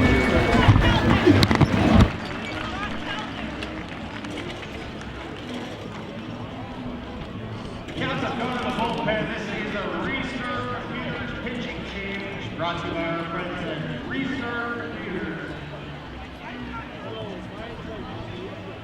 Now pitching for your HarbourCats, number 32, Tate Vanderford.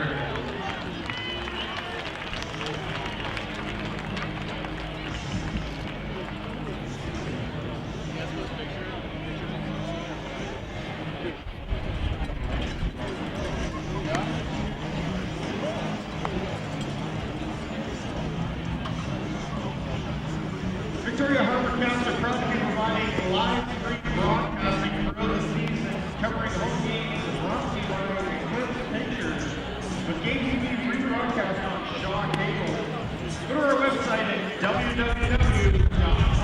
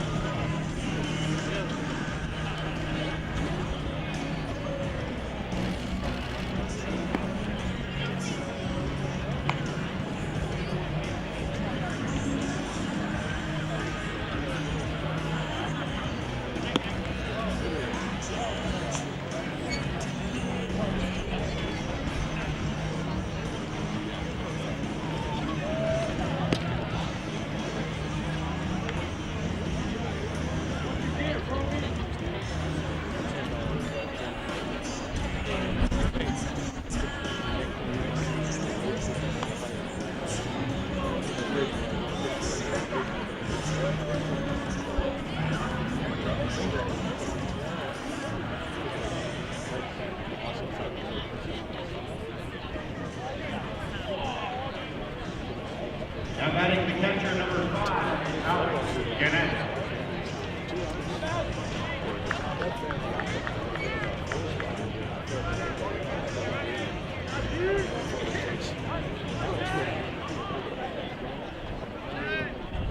Jake Manson at second base after his 2-run double. This one's fouled out of play down the right field side.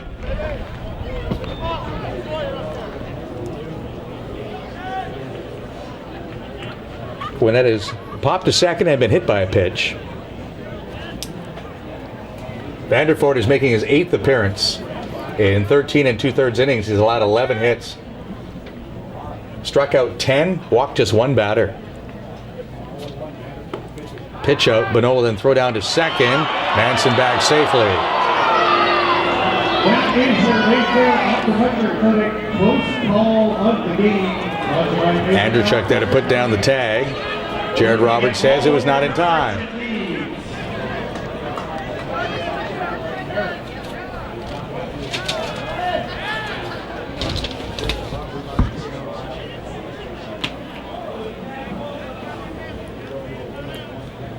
Vanderford is 6'1", 205 from Glendale, California. He'll be a redshirt junior at the University of Tennessee in the fall. Gwinnett with a pop to right. Alcantara near the line, lost it for a moment and then comes in to make the catch. Had it, lost it, got it again. So the inning over. But it's a big one for the Pippins, who have struggled offensively as of late. They scored 4 runs on 3 hits, and we're halfway home with some work to do for the home side. They trail 5-1 on Shaw TV and HarbourCats.com.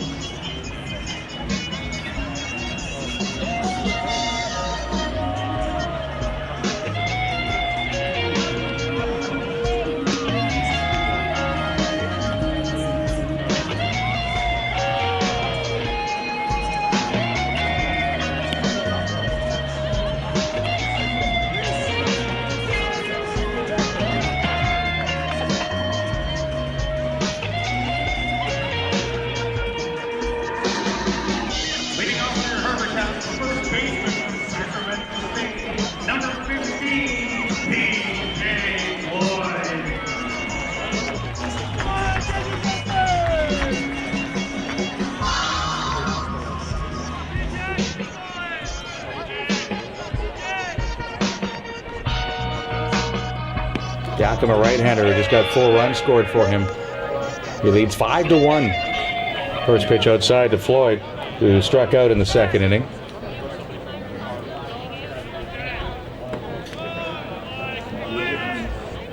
A double by Bonneau with 2 out in the second.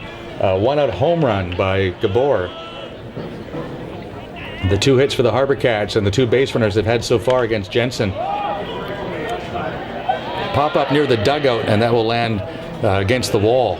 Skaggs nor Gwinnett could get there in time.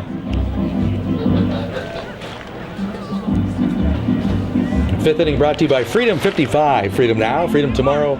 Advice that works for you. Alex Degodi on deck, and then Scott Jarvis here in the bottom of the 5th. 5-1 for Yakima. Floyd loops this to center field, but it's going to hang up and be caught by Dayton Provost. Floyd is 0 for 2. Alex Degodi flied to right field his first time. The first recipient of the Ring of Honor here at Sports Traders Diamond. And given the Player of the Year award from 2013, Alex Rogers, the Player of the Year from 2014, Griffin Andrechuk, the Player of the Year for 2015. Jim Swanson doing a little catch-up. So good on the new ownership to get things up to speed. And up to date, strike 1 thrown by Jansen. Jensen had a streak from July 5th to July 8th where he made 3 starts in a row against Walla Walla, Kitsap, and Cowlitz. Won 3 games in a row as Degodi bunts, but it will be foul. 0-2 the count. He won 3 starts in a row from July 5th to July 18th, and in 22 innings allowed just 4 earned runs.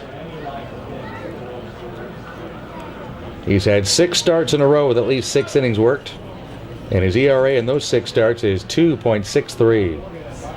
The Pippins are 8-1 when Jensen starts, and they have a 5-1 lead in the 5th inning tonight.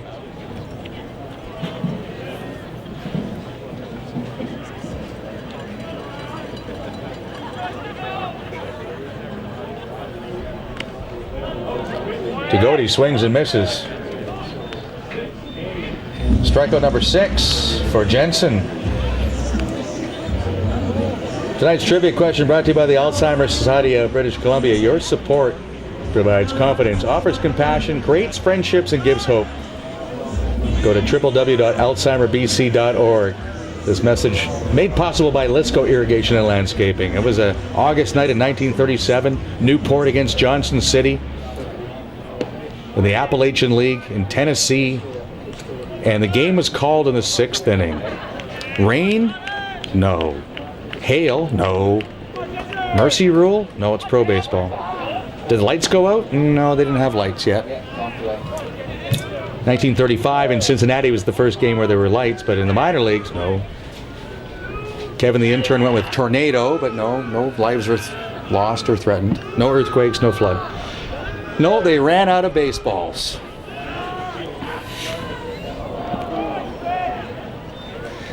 I can't make this stuff up, man. They ran out of baseballs. Both fans were livid. And that is why the game was called in the 6th inning in 1937 in Johnson City, Tennessee.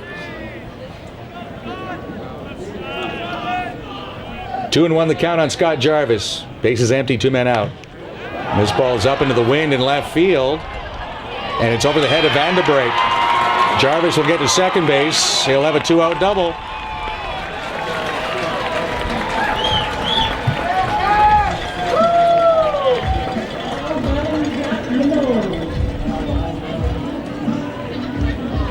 Third double for Jarvis.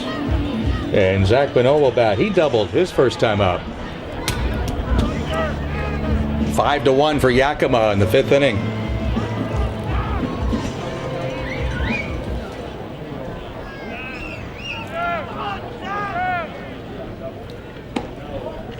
Kind of a downer for the final Alzheimer's Society of BC trivia question to run out of baseballs. But we've run out of games in the regular season. We're going to check the scoreboard in the top of the 6th.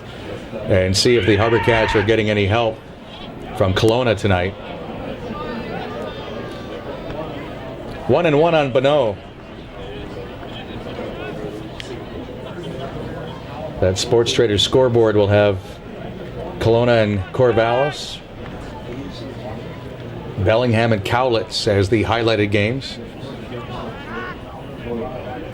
Blue Jays won again. If you're jumping on that bandwagon, it's getting a little crowded, but they'll always find room for another fan on the Jays bandwagon. Bonneau with a fly ball to right field, and this is going to go back and out of here.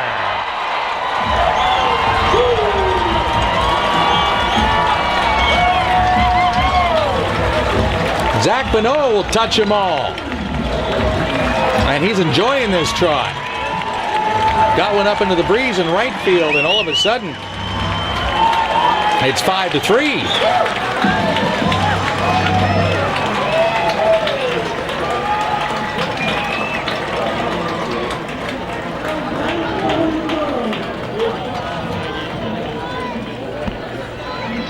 Well, when you come in hitting .098 on a team that's hitting .356 over the last 7, you want to contribute.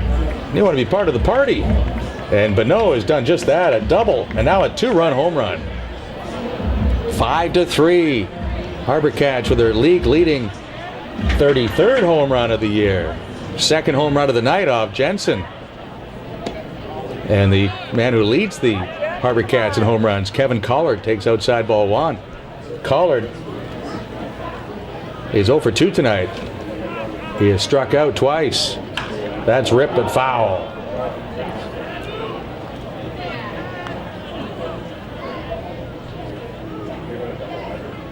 Bonneau now with a homer and 5 RBI in the year.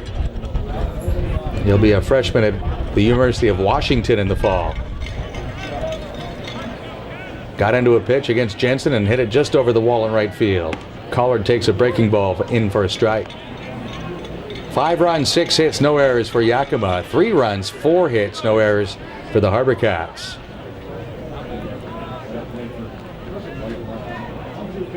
Collard takes high and away. Yakima's team ERA of 3.47 is the 3rd best in the league. 4th in runs allowed.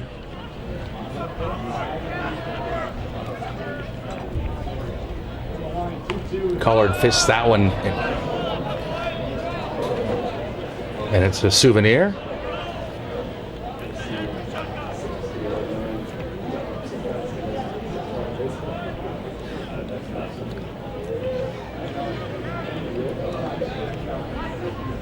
Two and 2 the count on Kevin Collard from Vista, California. Lifts one to center field. Catch is made by Dayton Provost to end the inning, but Zach Bonneau follows the Scott Jarvis double with a home run to right. 5-3 for Yakima as we move to the 6th inning on Shaw TV and HarbourCats.com.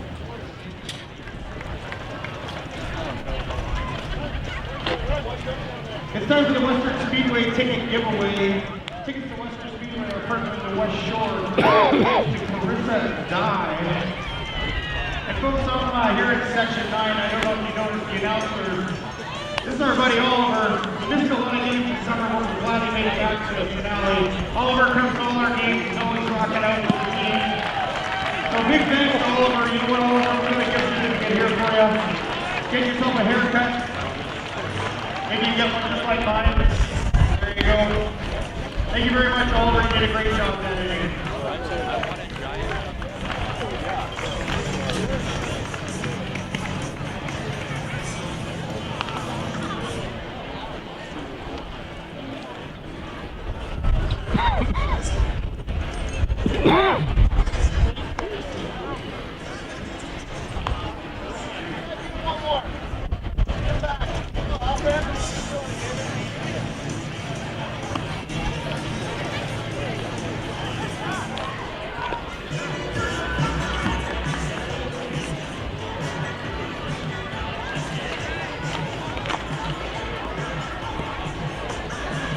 Now batting the right fielder, number 34, A.J. Sawyer.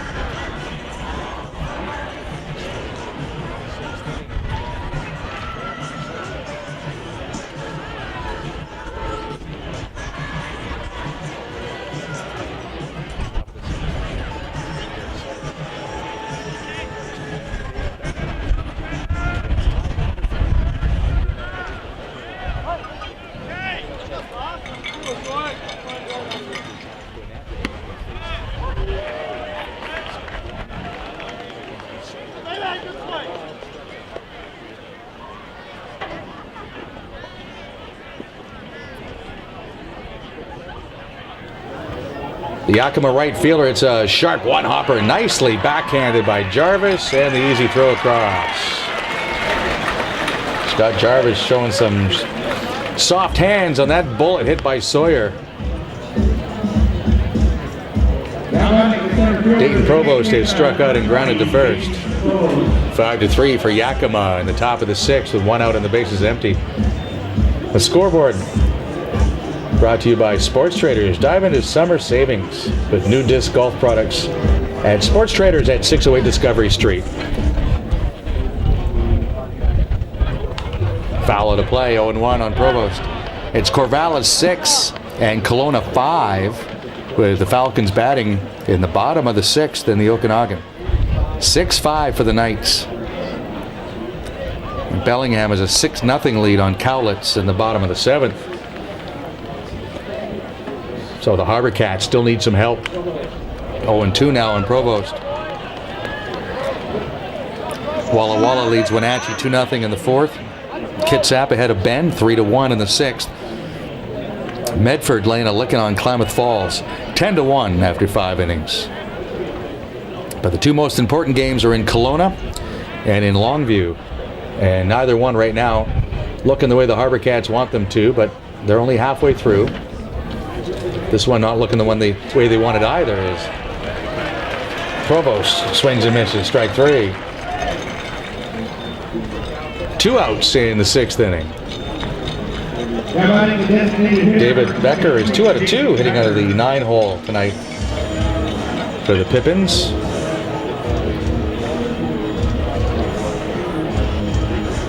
Becker has doubled and singled. He has scored a run.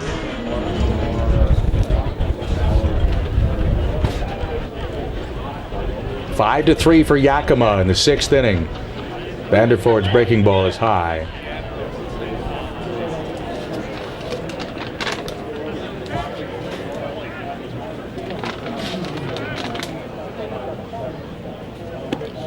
That one's in for a strike. Vanderford last appeared on Friday night in Wenatchee. He pitched 2 2/3 of shutout baseball against the Apple Sox. He gave up 3 hits and struck out 1. Becker with a fly ball for A.J. Alcantara in right field. Quick inning for Vanderford, and that's what the HarbourCats need. Get back in there and start swinging it. They're down 5-3 through 5.5 on Shaw TV and HarbourCats.com. Sports Lounge Music Trivia Contest. I got 3 fans here who have letters they have drawn. At the end of the seventh inning, we play a song that has now become famous in ballparks, but apparently started at Fenway Park in Boston. It's a Neil Diamond song. Everybody loves to sing along. What's the name of that song? Is it A, Don't Stop Believing? B, Sweet Child? I know it's coming. Don't do that to a guy. Ring above your heads, come on. Or C, Sweet Caroline. It is Sweet Caroline. Congratulations, you put a $50 party to the Upper Deck Lounge. $20 gift certificate, which you can share with your friends if you so wish. Thought they were doing this spin.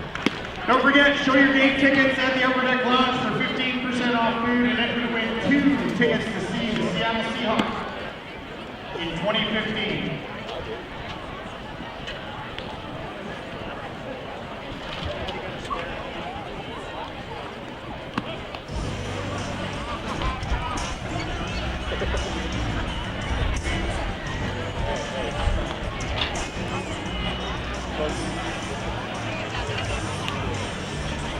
Leading off for your HarbourCats, the second baseman from Seattle University, number 21, Griffin Andrechuk.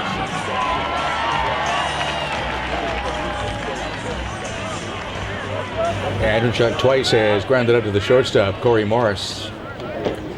Jens Jensen, the starting pitcher for the Pippins, delivers strike 1. Austin Gabor and A.J. Alcantara scheduled to hit here in inning 6, which is brought to you by Alex Burns and Associates. Island investing made easy at victoriarealestate.com, and Andrechuk is hit by a pitch. getting hit doesn't increase his hit streak. He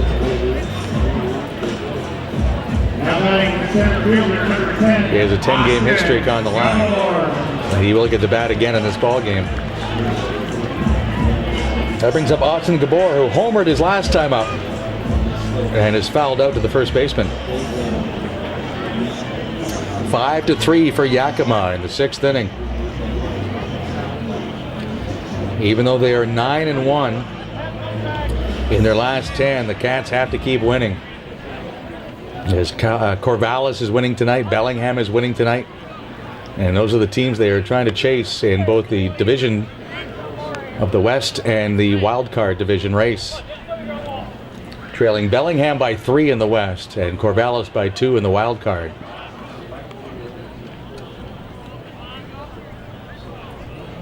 Jensen's pitch, chop foul.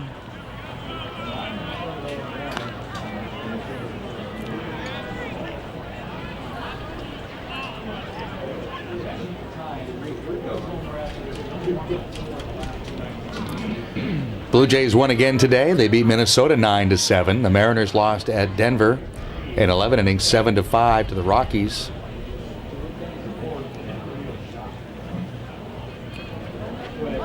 Somebody walked them off with a home run. Gabor with a pop-up into left field. Vanderbrake coming in, and he will apply the leather. 1 on with 1 out. A.J. Alcantara, the batter. He's flied to right and popped to second. Nationals beat the Rays 6-5. Orioles over the Athletics 7-3. Angels beat the Indians 4-3. Red Sox over the Yankees 2-1. Pirates beat the Cubs 7-5.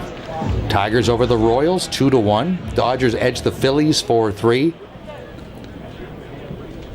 Mets won their 6th in a row, 8-6 over the Marlins in Miami. Giants beat the Braves 6-1. They're in the 8th inning at Washington. Arizona leading 8-2. Foul to play by Alcantara.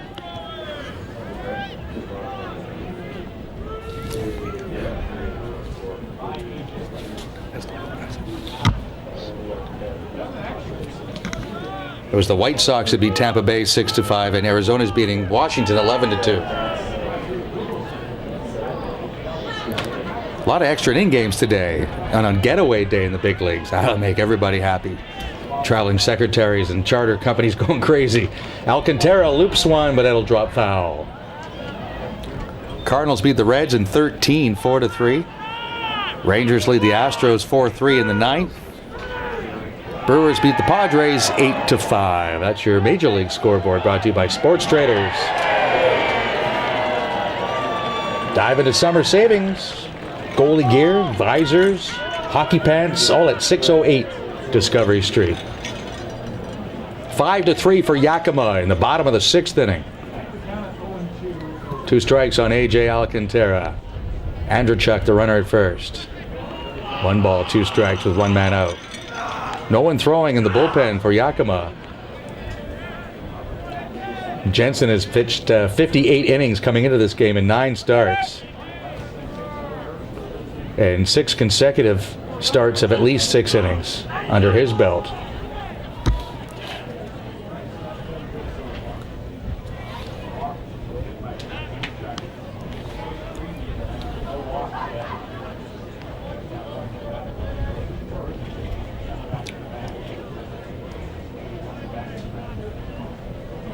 Michael McHenry hit a walk-off home run for Colorado. And if you can tell me who that is, go to the head of the class as Alcantara spanks one into left field for a base hit.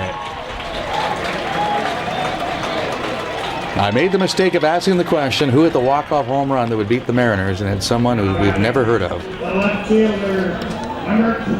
But here at Sports Traders Diamond, the tying runs are aboard now in the 6th inning for the HarbourCats, and Ben Polschuk coming up. 5-3 for Yakima with 1 out. Pippins will move into double play depth.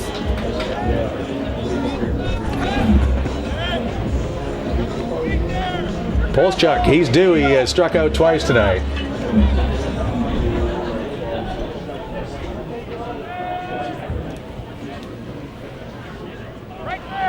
The pitch by Jensen. Low for a ball. Yakima with a run in the second and 4 in the fifth.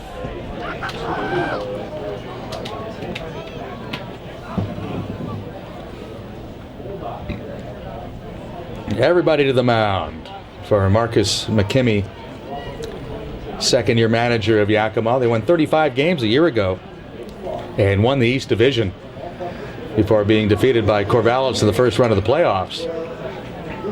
They thought they were going to make the playoffs again this year after starting off 5-0 and 8-3. Had a little bit of hope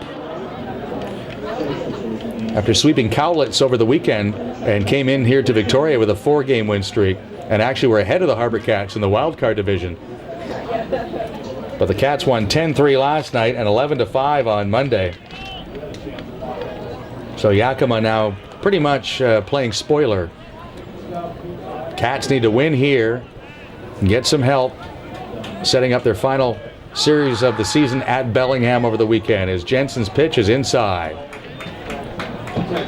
2-0 the count on Ben Polschuk. Griffin Andrzejczyk, the runner at second. A.J. Alcantara, the runner at first base with 1 man out. HarbourCats down by 2. Polschuk takes low. 3 balls, no strikes. P.J. Floyd is on deck.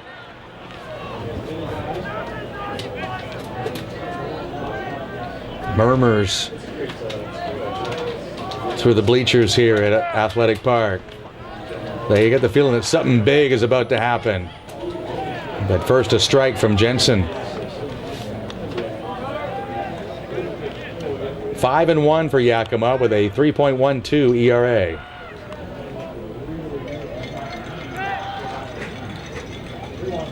This is hit sharply to third. Skaggs to second. Smith to first. They turn it over nicely. Freddie Smith with a terrific turn in that double play after getting set up by Skaggs. HarbourCat fans knew something big was going to happen. They thought it was a big bomb from Polschuk. Instead, it's a big defensive play by the Pippins, who lead 5-3 after 6 innings of play on Shaw TV and HarbourCats.com.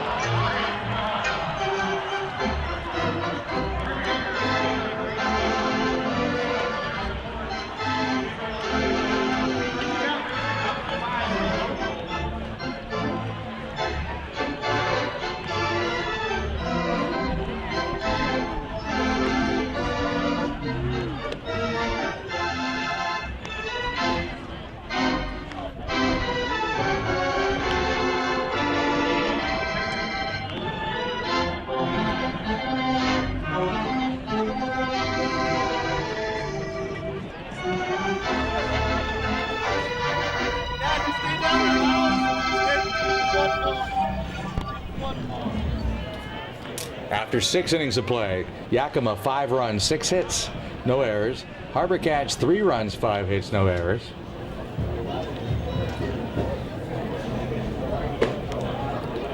Tay Vanderford out of the bullpen for the HarbourCats delivers ball 1 to Jace Vanderbreek, who is 0 for 3 in the ball game and 1 for 11 in the series. Top of the order for Yakima here in the 7th. That one's high for a ball, 2-0. Henry O'Mano went 4 2/3 for the HarbourCats. Gave up 5 runs on 6 hits. Walked 2, struck out 3.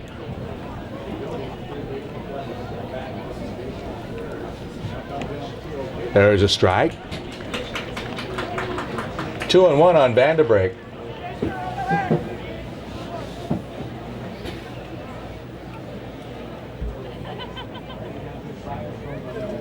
Four for his last 25. Tries to bunt, but takes, and it's a strike.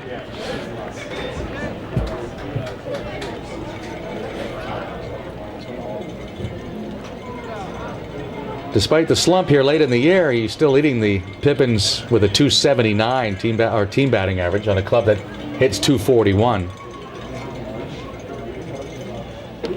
Swing and a miss.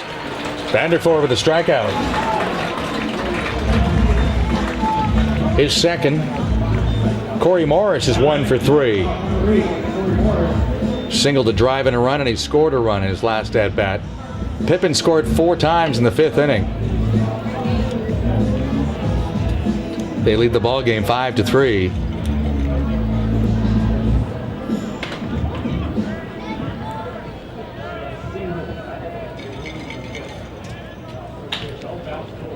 Big hop for Scott Jarvis. 2 out.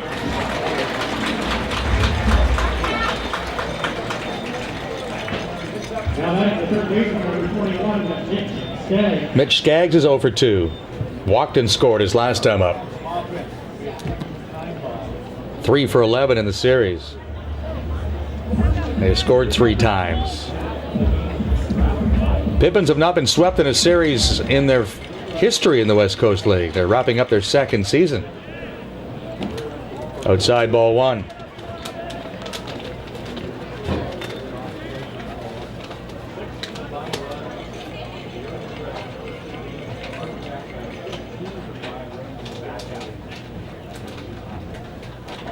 Vandervoort's pitch is low, ball 2.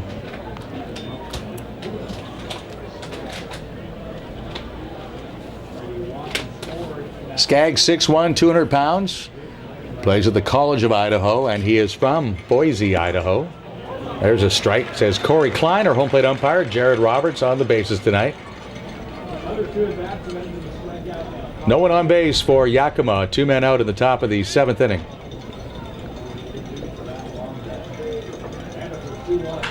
That's a solid base hit to center field for Skaggs. 7th hit for the Pippins. Skaggs now 1 for 3 tonight. 7th inning is brought to you by Wilson Transportation, locally owned and operated since 1962 with over 90 vehicles to rent.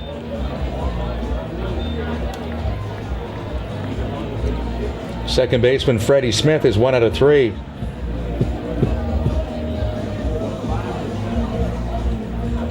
Singled home a run in the 5th, also came around to score. 5 for 11 in the series.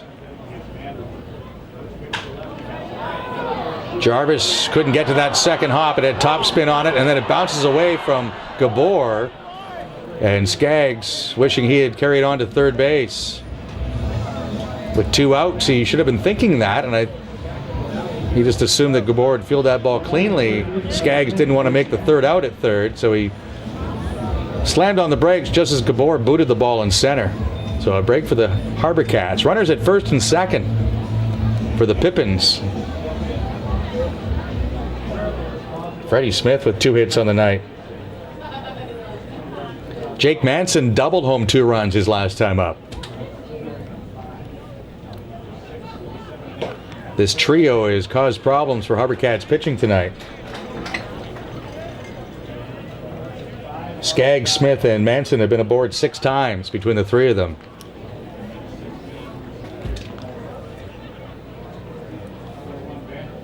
Vandervoort's pitch, another chance towards the middle, and that will get through again.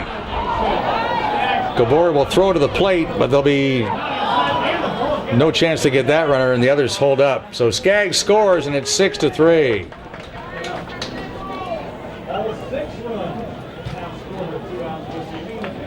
Manson now with 3 RBI. as he sneaks that one through into center field.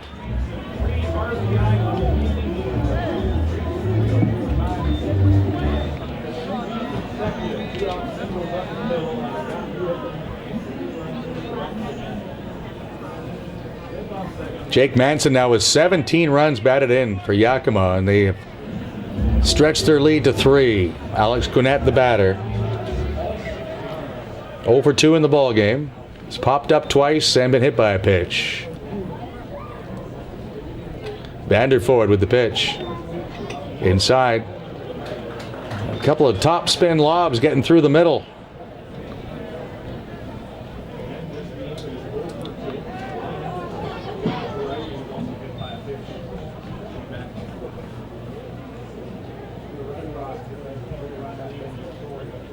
Runners go from first and second. Bonneau will throw to second base. And they've got Manson on a rundown.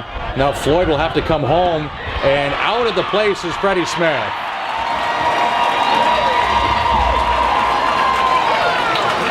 A 2-4-3-2 put out on Freddie Smith ends the inning. Pippins score 1, and as they go to the stretch here at Sports Traders Diamond, it is 6-3 for Yakima. On Shaw TV and HarbourCats.com. New pitcher coming in.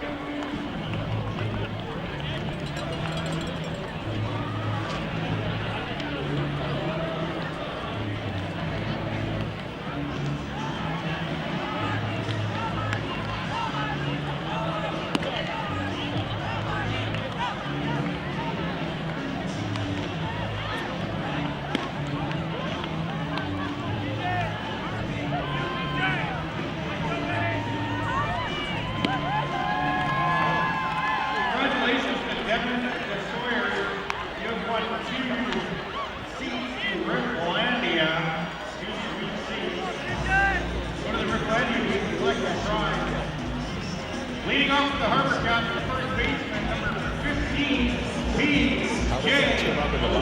They've got time, but they do have some work to do. Jensen still in the mound for Yakima. He now has a 6-3 lead. And he has now gone through 6 innings in each of his last 7 starts. P.J. Floyd fouls the first pitch straight back.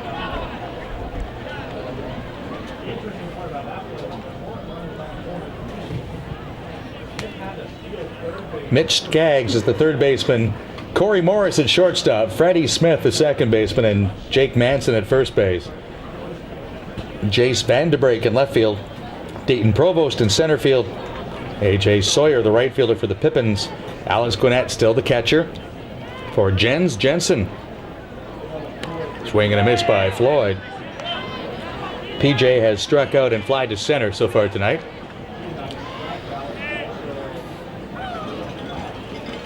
Alex Tagoti on deck, then Scott Jarvis. Floyd with a fly ball to right field. This is going to go back, and over the wall, home run. PJ Floyd will touch them all. It is 6-4 now. HarbourCats with their third home run of the night.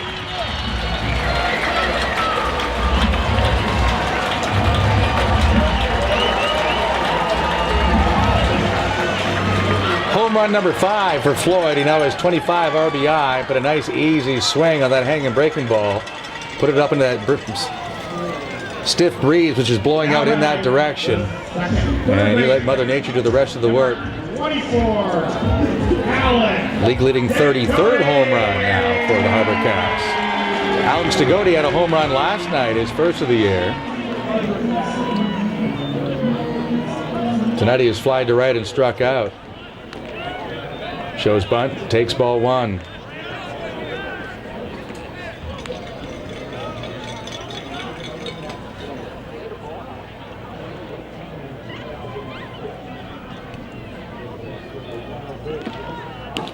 Breaking ball in for a strike from Jensen. Degody came in batting .288 with a home run and 15 runs batted in. Inside for a ball. 1-1.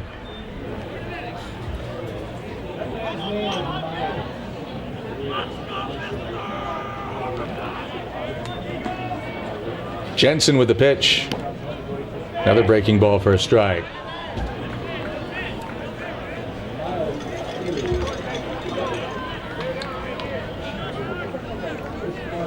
Degody had 7 RBI in his last 6 games starting play tonight and was hitting .458 over that stretch.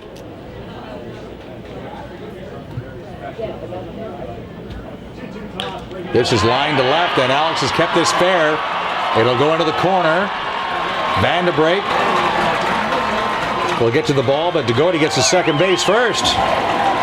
It's a double for Alex Degody. And there is bullpen activity now in a hurry for the Yakima Pippins. Connor Lau is throwing down in that left field corner as Scott Jarvis steps in on the right-hand side. Jarvis has doubled and flied to left. Marcus McKimmey will make the walk out to the mound to give Lau a little more time to get stretched. Connor Lau threw here on Monday night. 6-4, Yakima leading.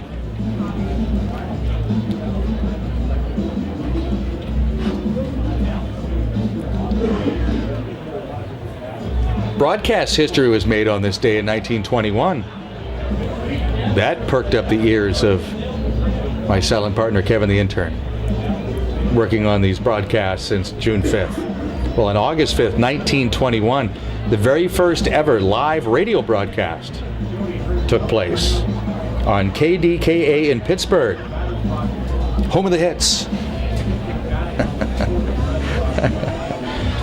Pirates beat the Phillies 8-5, and the gentleman's name was Harold Arlen. He was the very first ever play-by-play announcer in Major League Baseball history. August 5th, 1921 in Pittsburgh.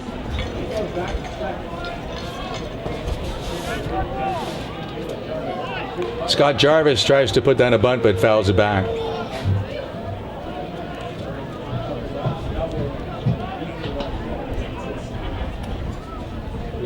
Yakima 6, HarbourCats 4 in the bottom of the 7th. Alex Degody at second base with nobody out.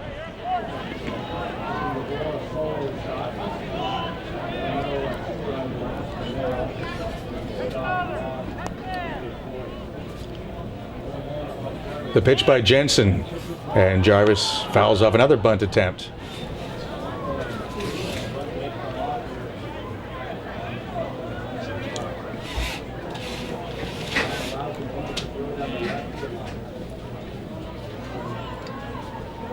Zach Bonneau has had his best night as a HarbourCat thus far offensively. He's waiting on deck. That bright red bat.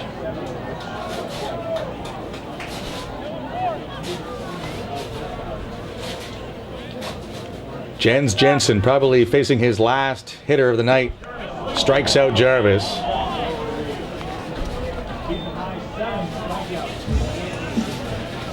Strikeout number 7 for Jensen. The University of Washington, number 33, Zach. No move yet from Marcus McKimmey. Freddie Smith, though, is in talking to Jensen. It looks like Connor Lau is ready in the bullpen. 6-4, Yakima leading in the 7th inning.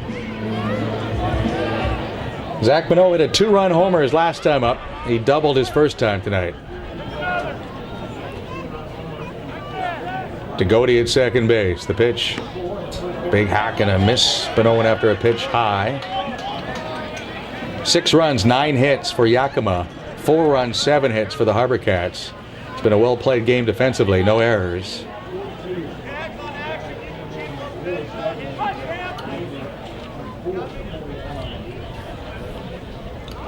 Outfield straightaway, average depth for Benoit. Infield is back all the way around. Runner at second base with 1 man out.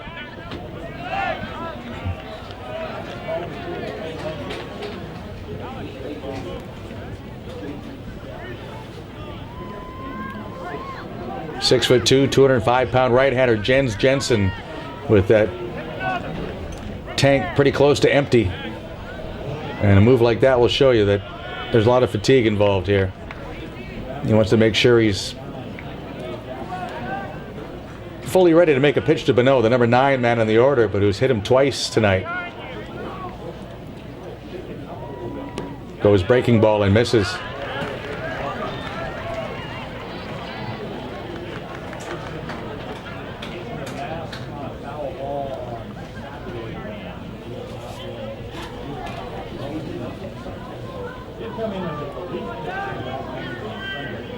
Top of the 8th inning, we'll have the West Coast League scoreboard. There's some doings a brewing in Kelowna, where Corvallis is playing against the Falcons. HarbourCats need some help. Benoit takes outside for a ball.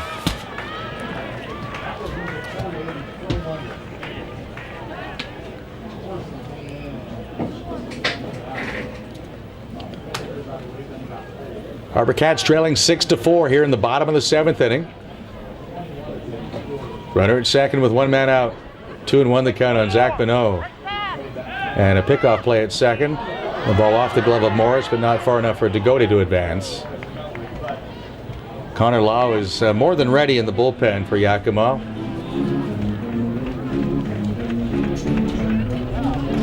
Top of the HarbourCats red hot batting order is on deck, and Kevin Collard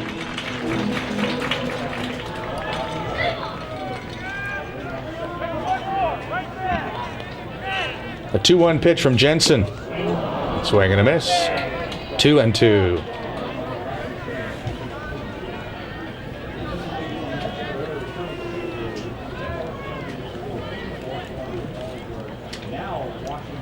Final home game of the regular season for the HarbourCats.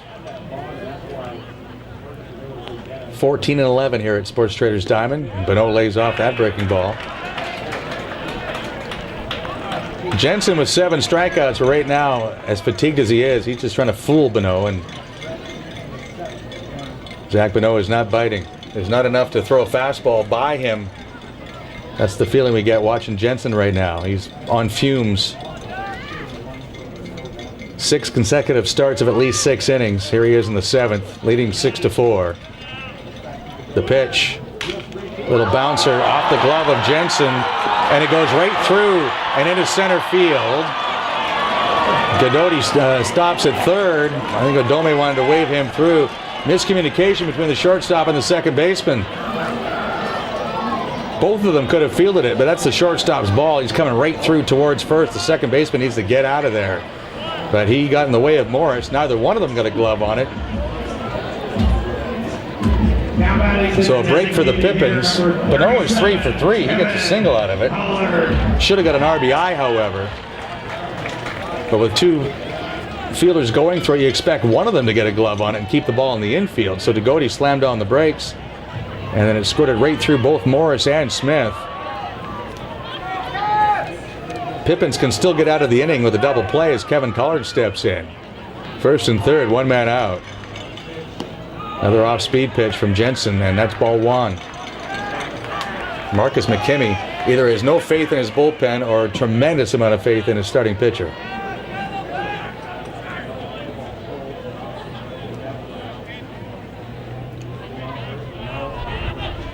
Collard has struck out twice and fly to center. Foul tip to the plate, 1-1. Skaggs at third, Morris at short, Smith at second, Manson at first. Vanderbrake is the left fielder. The center fielder is Provost, with Sawyer in right field. Gwinnett has been the catcher for every inning of this series.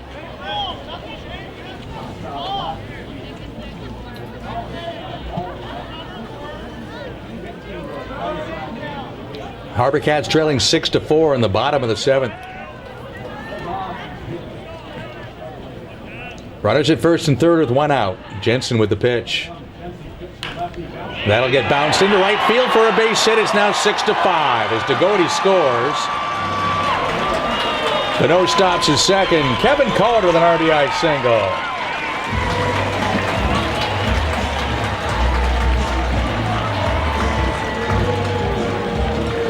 Club leading 33rd RBI for Collard. And as Griffin Andrewchuk is announced, Marcus McKimmey will come out and take the ball from his starting pitcher, who showed a lot of guts. Jens Jensen will be relieved by Connor Lau on Shaw TV and HarbourCats.com.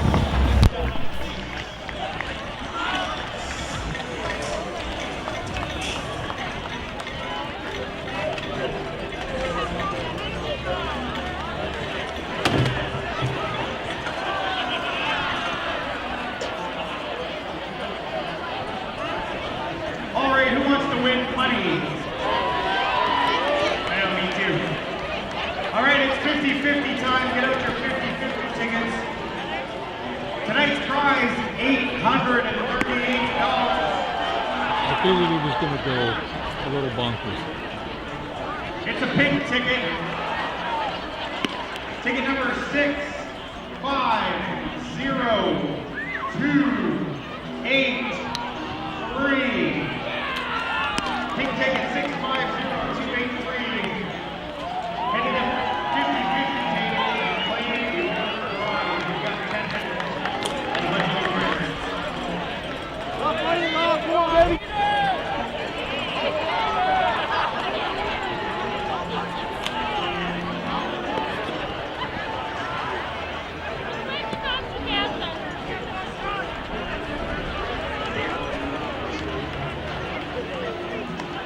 Tonight's attendance, 1,968. On behalf of the HarbourCats, we would like to thank you for coming over and supporting us on Fan Appreciation Night.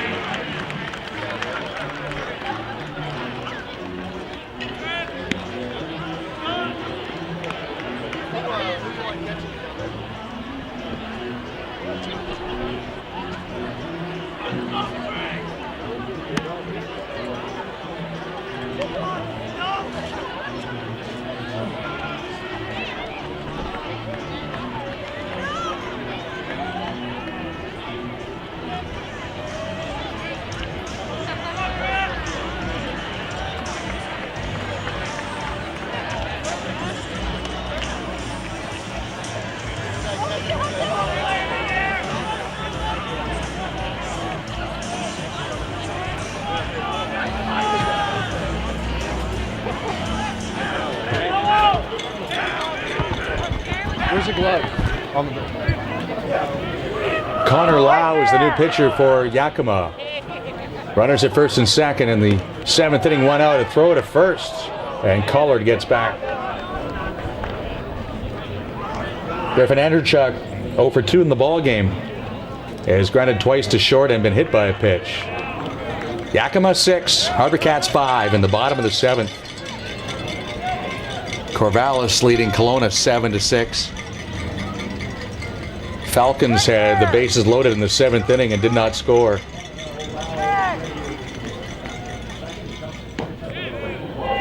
Andrewchuk takes a breaking ball from Lau for a strike. Connor Lau is making his 16th appearance. He's allowed 18 hits in 18 innings. Walked just 7, struck out 13, an ERA of 1.50.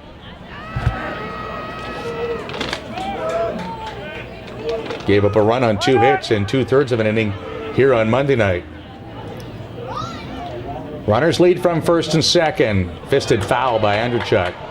A ball and 2 strikes with 1 man out. HarbourCats with 2 home here in the 7th have closed the gap to 1.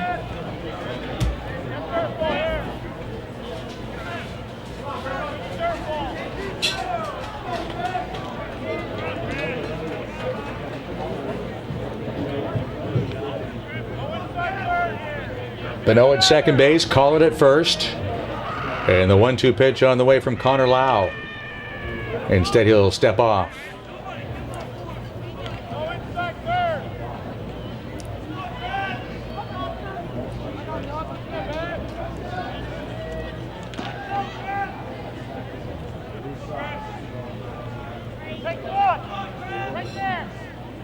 Lau from Redmond, Oregon, delivers, and Andrzej sends one high in the air that A.J. Sawyer in right field is calling for. He will make the catch. Bonneau will make it to third.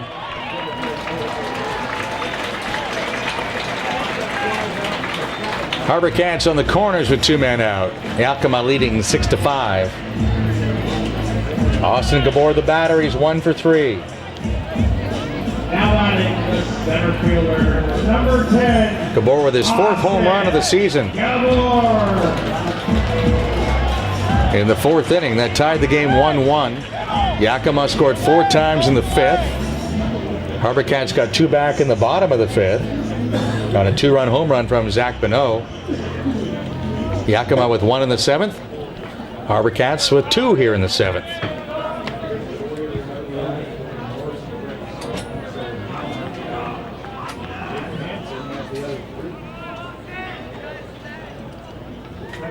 Two on with 2 out. Gabor takes strike 1. Corey Klein, the home plate umpire. Jared Roberts on the bases tonight.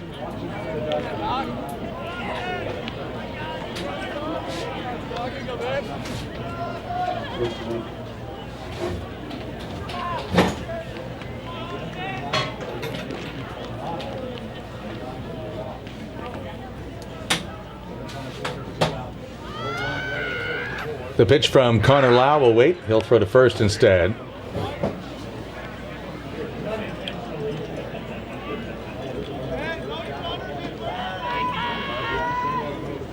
Kevin Cole is 7 out of 7 in stolen base attempts over there at first base.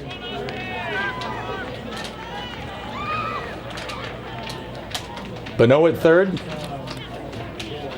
Collard at first. 2 men out. Gabor takes ball 1. 6-5 for Yakima. Bellingham has a 6-3 lead over Cowlitz. And Corvallis continues to lead Kelowna 7-6 in the 8th inning in the Okanagan.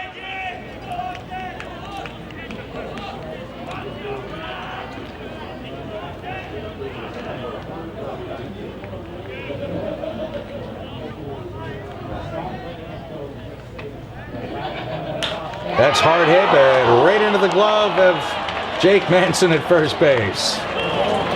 Did he catch the ball or did the ball catch him? Well, it doesn't really matter.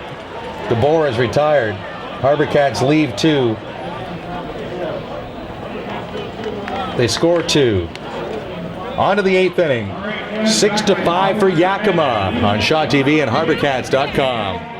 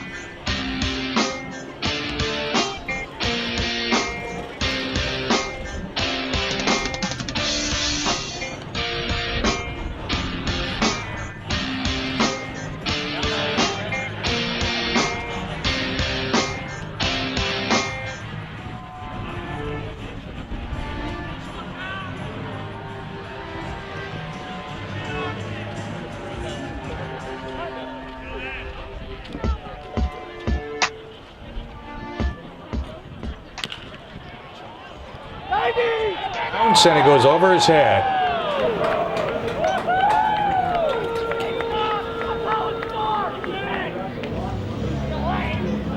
Bad hop single for Gwinnett. He'll take it. 1 for 3 tonight now, and 2 of his last 19. A.J. Sawyer is 1 for 3. He's grounded to short, struck out, and had an RBI double. 10 hits now for the Pippins. Christensen was added to the roster during the trip to Wenatchee and pitched 3 innings on Saturday night. Gave up 1 run on 2 hits. He struck out 3.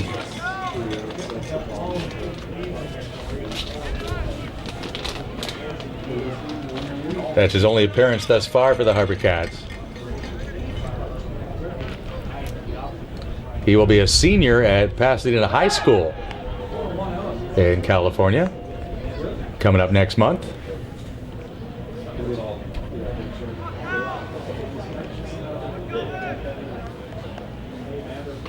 Jason Willow of Lambert Park High School pitched in that series in Wenatchee as a 10th grader. Didn't work out so well for Jason. The pitch off the glove of Bonneau and all the way to the backstop. So Gwinnett will hustle down to second. 6-5 ball game. HarbourCats giving up a couple of free bases here in the 8th inning, which is brought to you by Freedom 55. Freedom today, freedom tomorrow. Advice that works for you.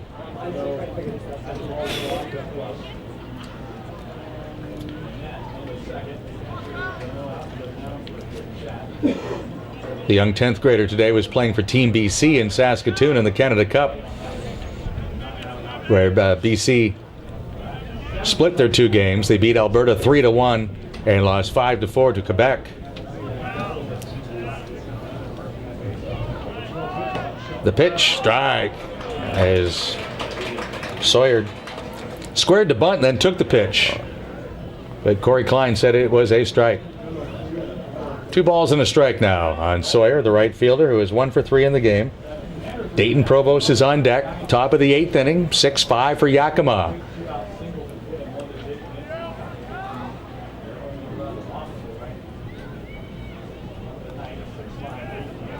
Christensen with the 2-1 pitch. High ball 3.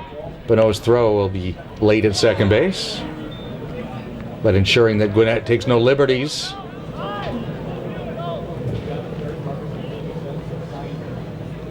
Pippins come in with 26 wins on the year. HarbourCats with 27.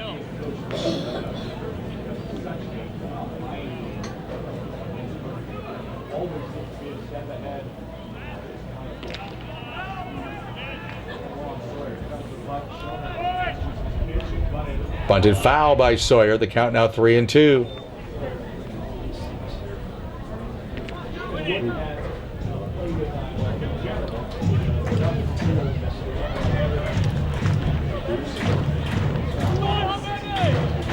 In that Canada Cup game today in Saskatoon, Jason Willow of the Mariners was joined by Kobe Morris and Tyler Duncan in the starting lineup. Duncan and Morris playing with the Eagles in the BC Premier League. Christensen from Pasadena with the pitch, and it's hit sharply into center field for a base hit. Gwinnett will come home. The throw from Gabor, and it's cut off by Floyd. The throw to second is dropped by Jarvis. 7-5 for Yakima.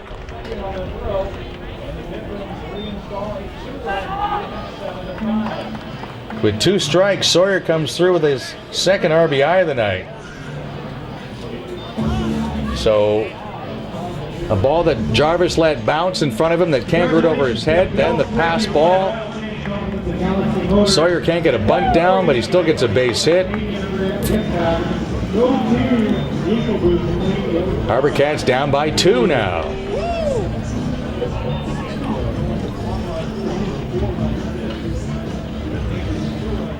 Provost is 0 for 3 on the night. He struck out twice and grounded to Floyd at first base. The pitch by Christensen. Another bunt foul. That's about the third time tonight that Provost has done that. Bad angle is in foul ground. That's where the ball is going foul.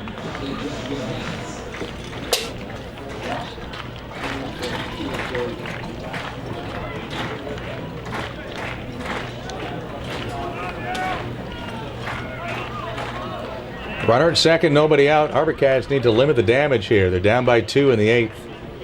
They've swung the bat so well lately that they know they can score runs. There's the runner going for third, and Provost bunts a pitch that almost hit him into foul territory.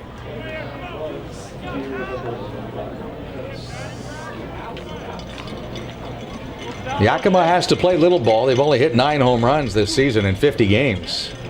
HarbourCats have hit 3 tonight.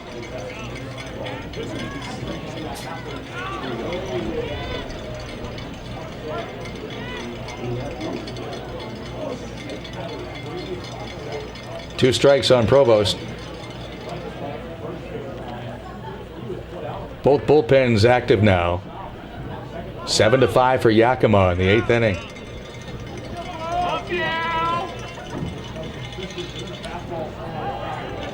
Provost stays alive.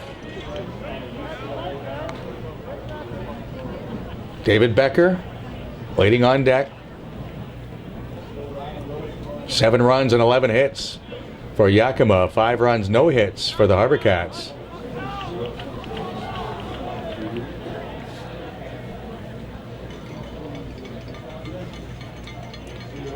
Two-strike pitch on the way from Christensen. Another bouncer. Jarvis can't get that one either, but Andrzejczyk does, and he saved a run.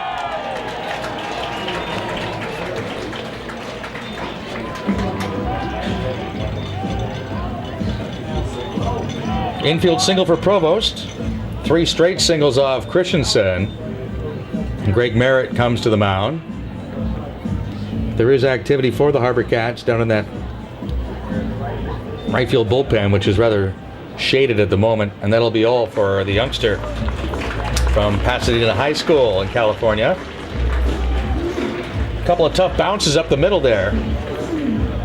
Not he pitched poorly, but he didn't retire any of the 3 hitters, so we'll tell you about the new pitcher when we come back on Shaw TV and HarbourCats.com.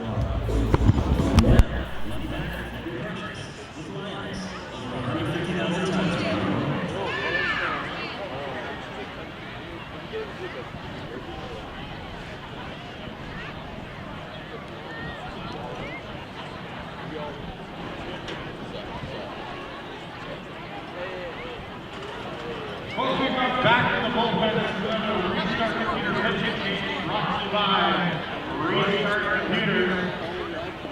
Now pitching for your HarbourCats, number 16, Sean Kennedy.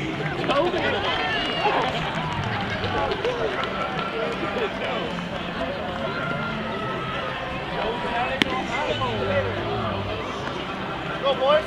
I'm going to put this thing in action here.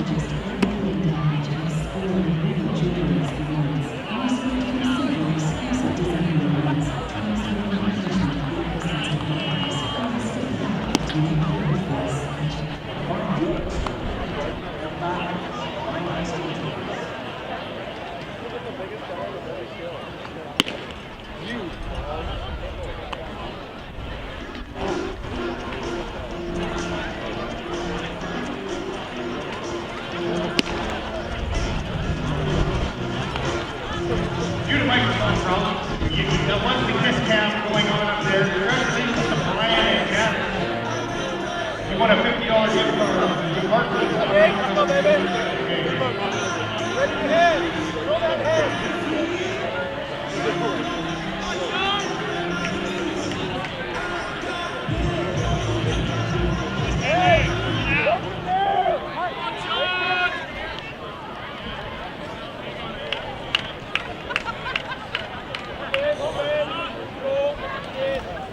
Sean Kennedy II now into the ballgame for the HarbourCats on the mound. 7-5 for Yakima. David Becker, the batter, with runners at first and third. Nobody out. Becker is 2 out of 3 tonight. He has doubled and singled, flied to right. Scored 1 run.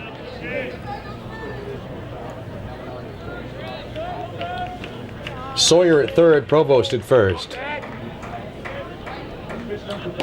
First pitch, a strike, says Corey Klein.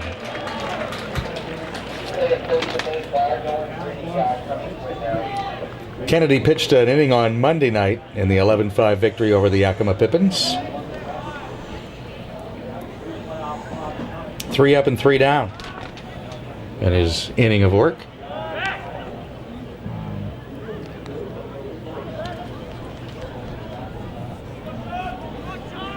Nineteenth appearance for Kennedy. That's the most on the staff.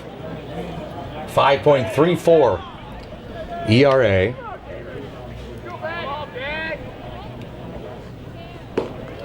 The pitch high for a ball to Becker. 7 runs, 12 hits for Yakima. 5 runs, 9 hits for the HarbourCats. No errors as of yet in this ball game.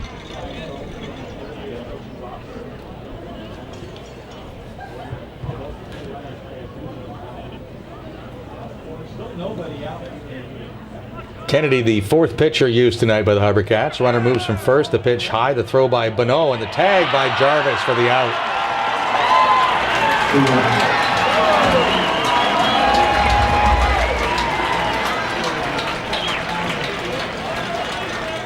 Provost thrown out by Bonneau. 1 down now in the 8th inning.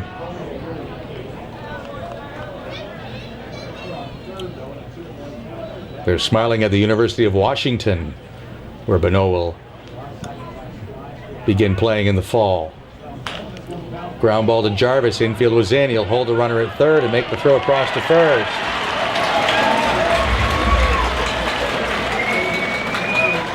From first and third, nobody out, to runner in third, 2 out. And Jace Vandebrake coming up.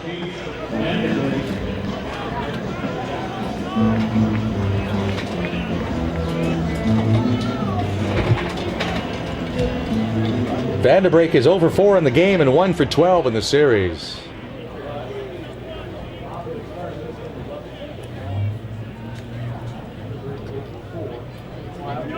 Runner at third base, 2 men out. Strike 1 on Vandebrake.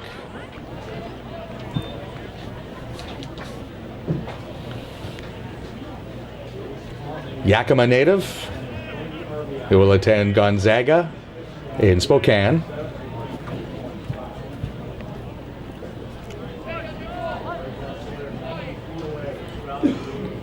The pitch by Kennedy. Little roller to the right side. Floyd will glove. Flips to Kennedy, and he wins the race with Vandebrake for the out.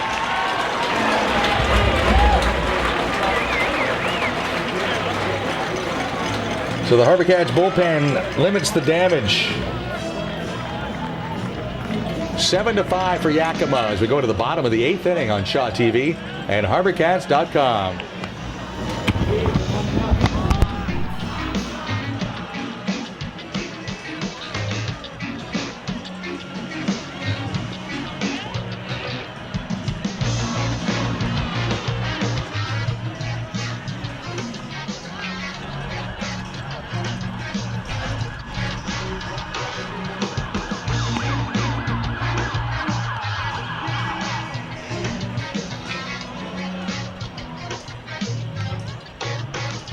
I think you guys can get louder than last night's crowd. What do you guys say?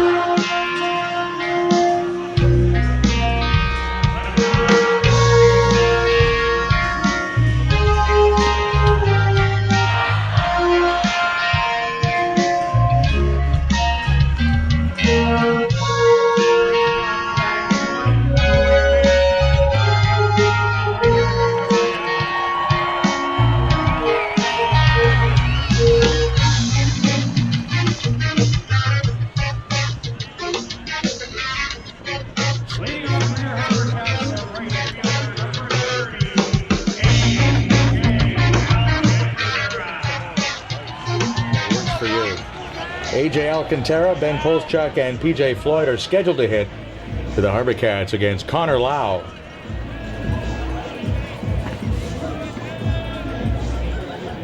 Lau got the final 2 outs of the 7th inning. Ball 1 to Alcantara. 1 for 3 in the ball game.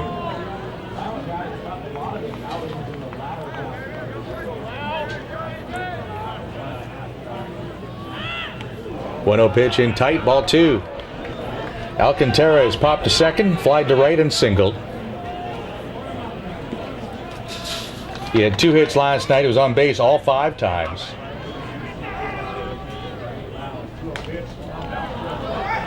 Skaggs near the third base bag. Nice play to make the off-balance throw and retire Alcantara.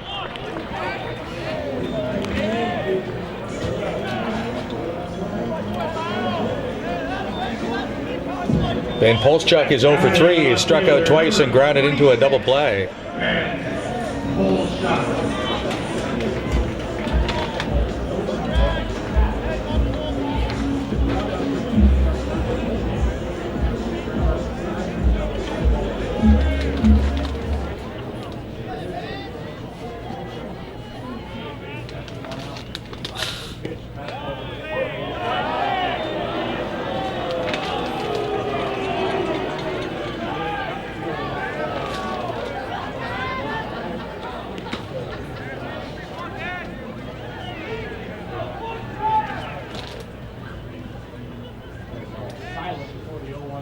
One strike pitch to Polschuk is in for a strike, and it's 0-2.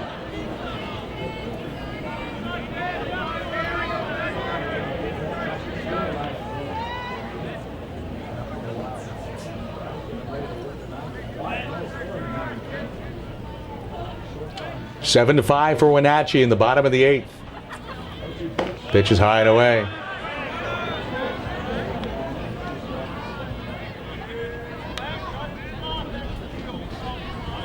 8th inning scoreboard brought to you by Sports Traders. Dive into summer with savings on goalie gear, visors, and hockey pants at Sports Traders on Discovery Street.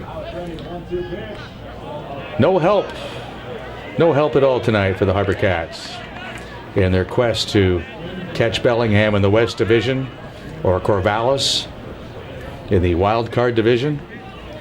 Corvallis took care of their own business, beating Kelowna 7-6. Bellingham took a step closer to clinching the West Division title. They defeated Cowlitz 6-3.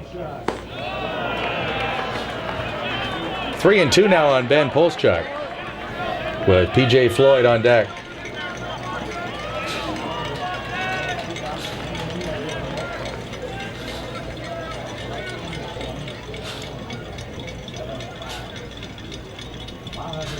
Connor Lau with the pitch. Ball 4.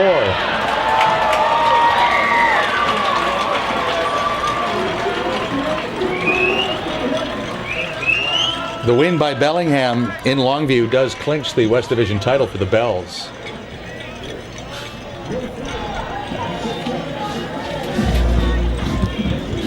They have 31 wins. Even if the HarbourCats win tonight, they'll have 28. HarbourCats are going to Bellingham on the weekend.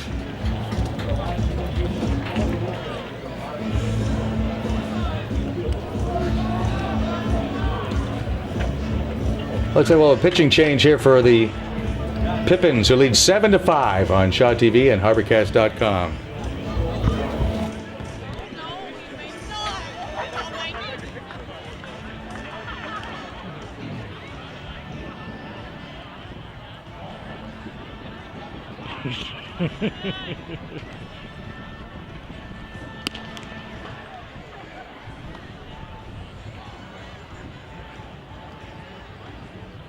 Did you hear him?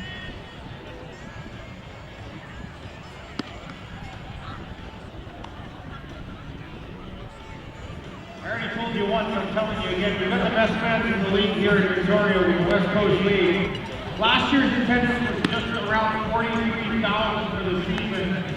This year, we were just shy of 50,000 people. Opening night, we set a new West Coast League single game record.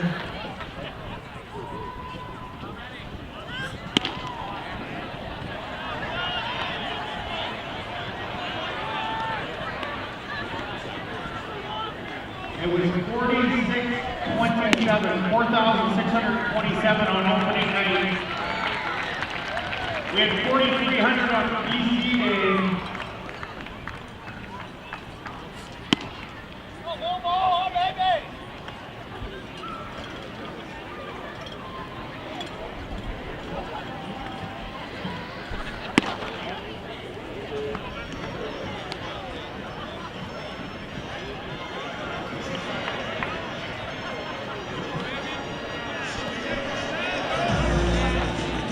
Now batting, the first baseman, number 15, P.J. Floyd.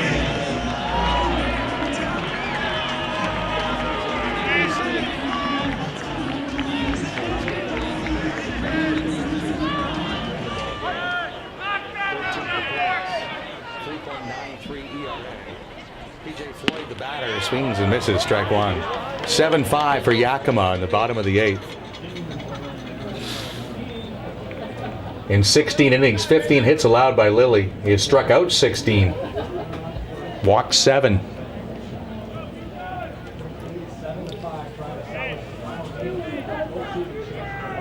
Floyd is 1 for 3. Swings and misses. He does have a home run tonight. Wind not blowing nearly as briskly as it was earlier when he hit that home run to right field. We mentioned earlier that Bellingham has clinched the West. That's not entirely true. Forgot about that rainout game with Walla Walla. So they haven't clinched yet. Pitch outside for a ball to Floyd. Bellingham a winner tonight. That gives him 31 wins on the year.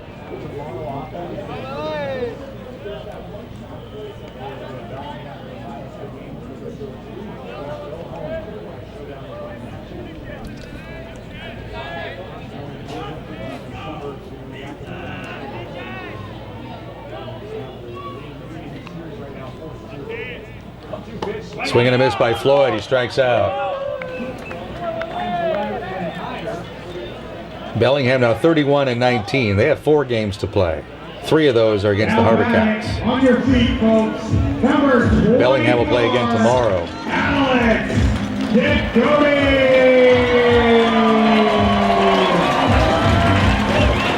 So their magic number is still down at 1. HarbourCats need to win this one, though, to make anything of their series in Bellingham exciting for the division title. As Alex Degody steps in, he is 1 for 3 in the ball game, doubled and scored his last time up. He represents the tying run. Pitch taken inside for a ball from Lilly.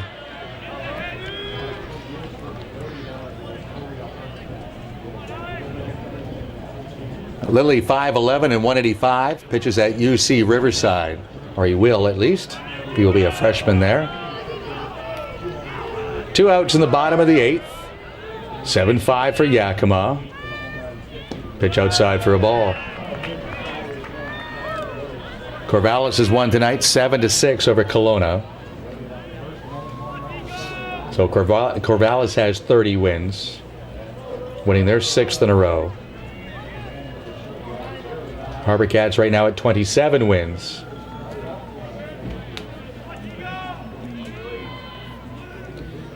The 2-0 pitch to Degody hits him. So the tying runs are aboard here in the 8th for Scott Jarvis.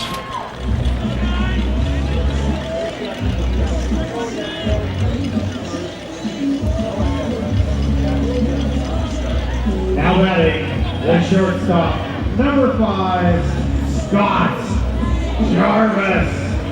Wyatt Mills is the saves leader for Yakima. He has 10. Lars Ryder leads the league with 12, but there's no one throwing in the bullpen.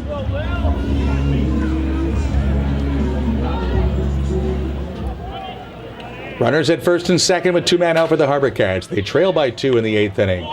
Jarvis sends one on to Caledonia Avenue. Jarvis is 1 for 3 tonight. He's flied to left, doubled, and struck out.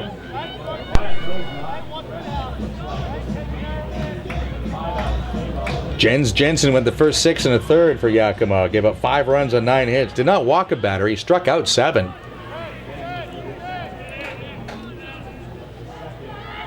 The pitch, swing and a miss by Jarvis. 7th start in a row for Jensen of at least 6 innings for Yakima.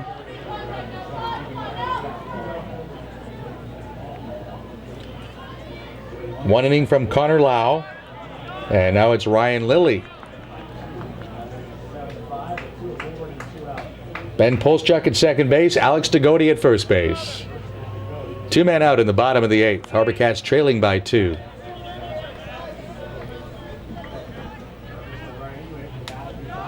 Dayton Provost is shallow in center field for Jarvis. Runners are going. Jarvis swings and misses. HarbourCats strand 2 will move to the 9th inning with Yakima leading 7-5 on Shaw TV and HarbourCats.com.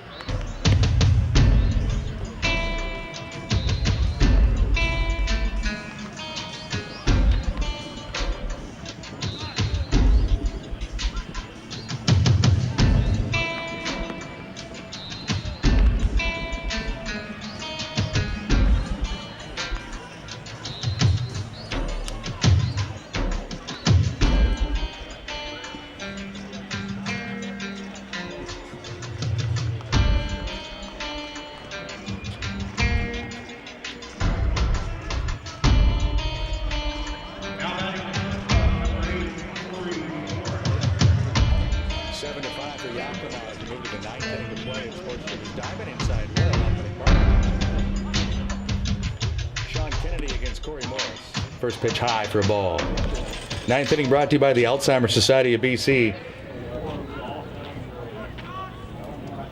Go to www.alzheimerbc.org for more information.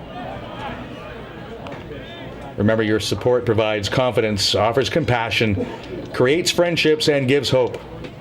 And these messages all season long, brought to you by Lisco Irrigation and Landscaping. Corey Morris takes a strike. Yakima shortstop is 1 out of 4. He's scored a run and driven in a run. Hacks at a high fastball and sends it out of play. 7 runs, 12 hits, no errors for Yakima. 5 runs, no hits, no errors for the HarbourCats.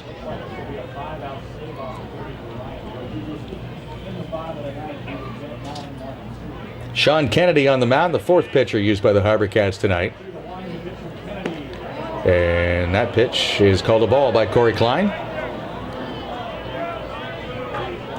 Mitch Skaggs on deck. Then Freddie Smith. Another foul off the bat of Morris. 2 for 12 in the series. Over the last 6 games, had been the top hitter for Yakima. Came in batting .333 over his last 6 games. And he hammers this one into center field. 13 hits on the night for Yakima.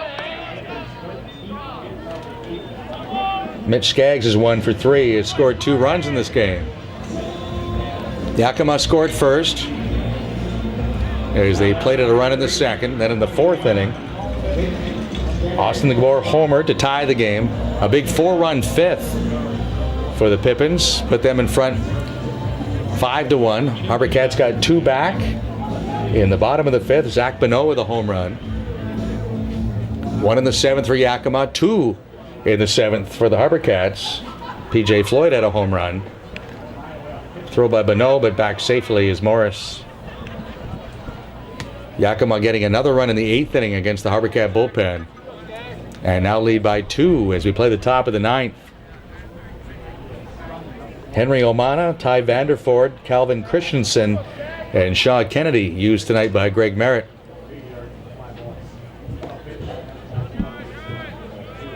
Two balls, no strikes. Omana went 4 2/3 for the HarbourCats. 5 runs, 6 hits. Walked 2, struck out 3. Vanderford in 2 1/3 gave up 1 run on 3 hits.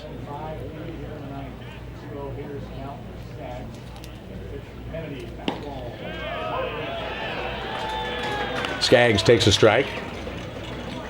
Calvin Christensen did not retire a batter. Gave up 3 hits, gets charged with a run. And now it's Kennedy.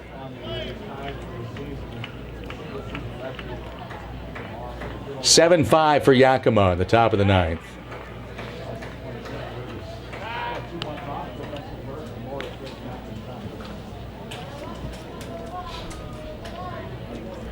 Morris is 5 out of 7 in stolen base attempts this year.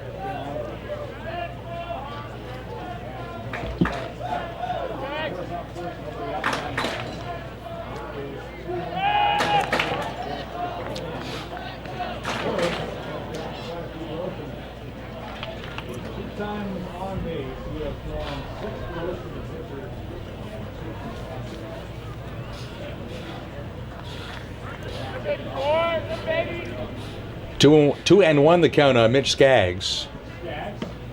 Breaking ball is a strike, 2-2. Skaggs is 1 for 3 in the ball game, 4 to 12 in the series.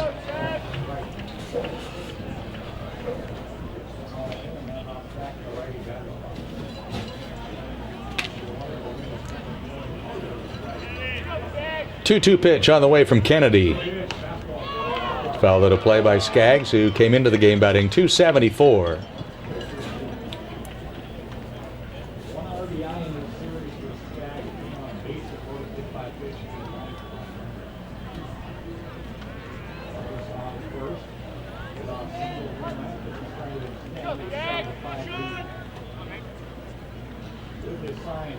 The 2-2 pitch from Kennedy.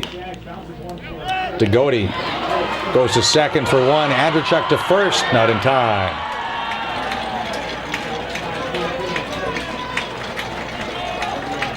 Freddie Smith is 2 for 4. An RBI and a run scored tonight. He's had a good series. 6 for 12 for the second baseman from Redondo Beach, California.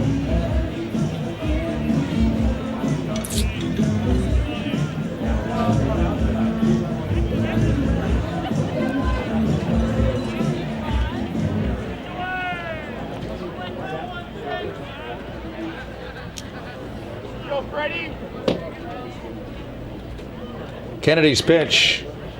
Strike 1. Still Alex Degody at third base. Scott Jarvis at shortstop. Griffin Andrechuk at second base. PJ Floyd at first base. Ben Polschuk in left field. Austin Gabor in center field. AJ Alcantara in right field with Zach Bonneau the catcher.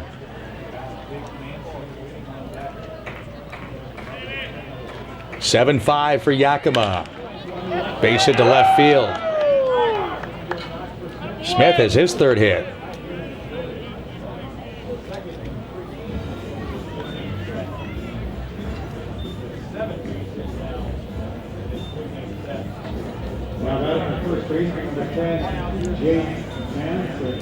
Someone from the HarbourCats should be slipping a business card into the back pocket of Freddie Smith, asking if he wants to come to Victoria next year and play.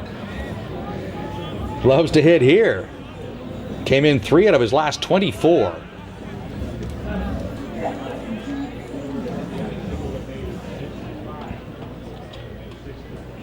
Seven hits in this series. 14 in this game for the Pippins, and Jake Madsen steps in. He's had a good night too. Up and in for a ball from Kennedy. Madsen with 3 RBI and a run scored. He's 2 for 3 in the ball game. 4 out of 9 in the series.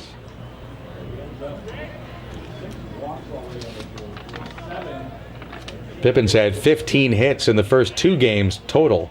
They have 14 hits tonight. And there's number 15 tonight. And that'll make it 8-5. Smith goes to third on the base hit by Jake Madsen. 4 RBI in the night for Madsen.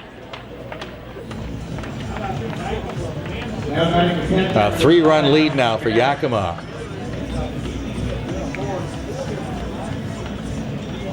First and third with 1 out. Alex Gwinnett, the batter. 1 for 3 in the ball game.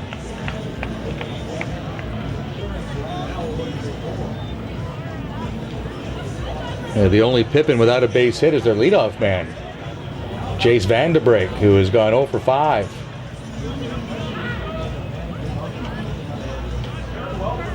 Eight runs on 15 hits for the visitors from the Yakima Valley. They've yet to been swept in their 2-year franchise history. Not about to be swept here in Victoria.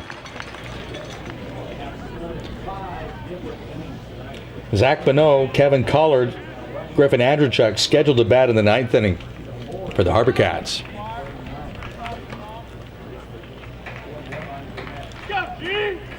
Sean Kennedy with the pitch and a bunt attempt.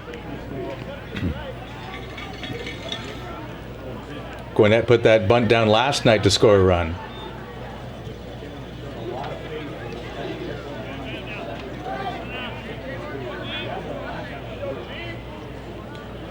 HarbourCat infield looking for a ground ball to get a double play. They can get them out of this and get back into the dugout, needing to score 3 to tie and 4 to win.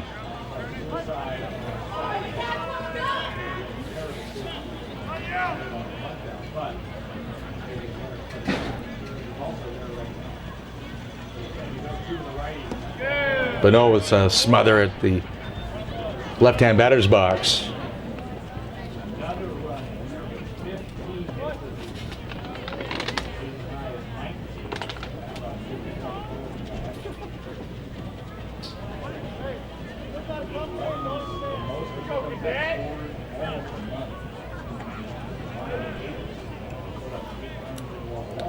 One ball, 2 strikes, 2 on with 1 out.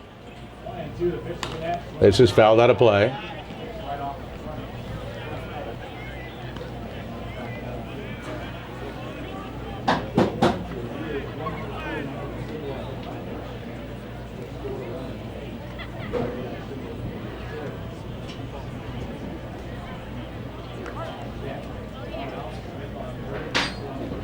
Smith at third, Manson at first.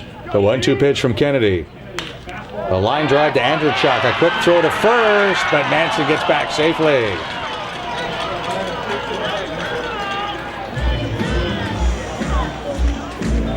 Two men out. Sawyer will get to bat. Close play at first, but Jared Roberts says that Manson was back in safely. A.J. Sawyer is 2 for 4. A double and a single. He has driven in 2 runs.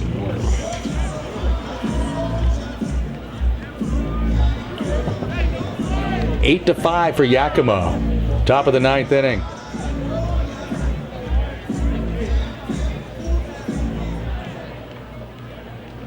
Three straight innings that the Pippins have been able to score. This has popped up foul ground. Andrewchuk, Alcantara, and Floyd all come up empty.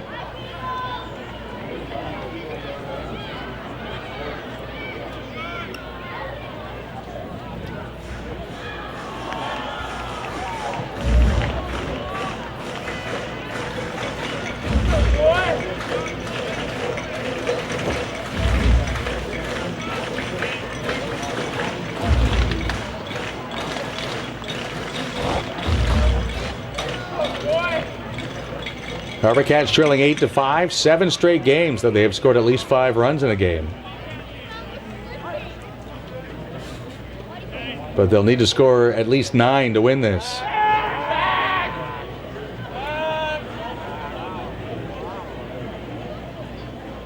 Averaging 11 runs a game over their last 6.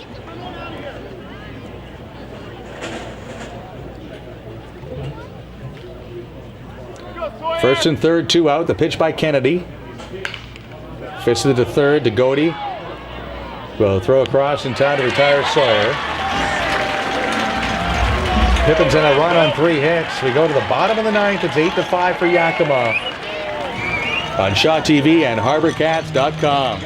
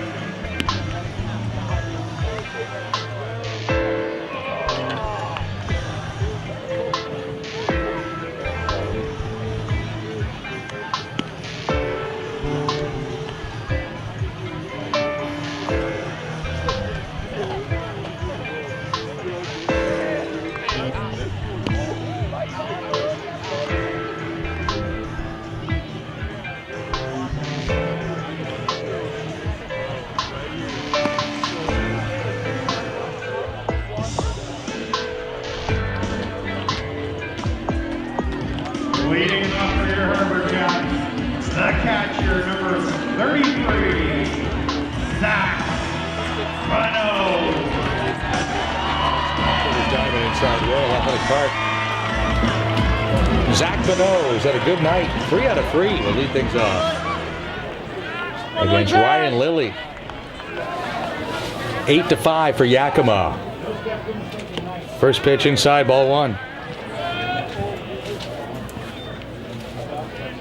Mitch Skaggs at third. Corey Morris at short.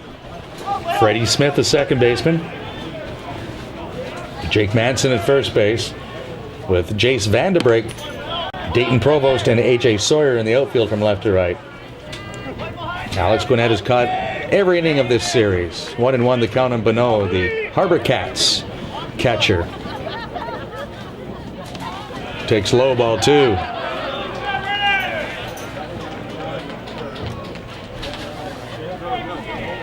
Bano had 7 hits this summer coming into this game. He has 3 tonight. Swings and misses. 2-2. His first West Coast League home run. Also a double and a single. So why not throw in a triple? Pick up the cycle. This is popped up and Skaggs is going to have room. 1 out.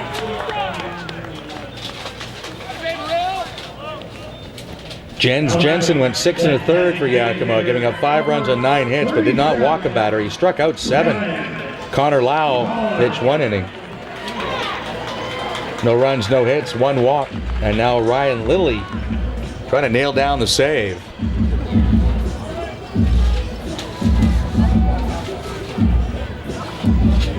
The save would be his second. Kevin Collard takes high, ball 1. Collard is 1 for 4. He struck out twice, fly to center, and his last time up had an RBI single. Leading the team in home runs and RBI. And there's a drive to center field. Provost with a late start. Now he comes in, dives, can't hold it. That'll be a single for Collard. He's 2 out of 5.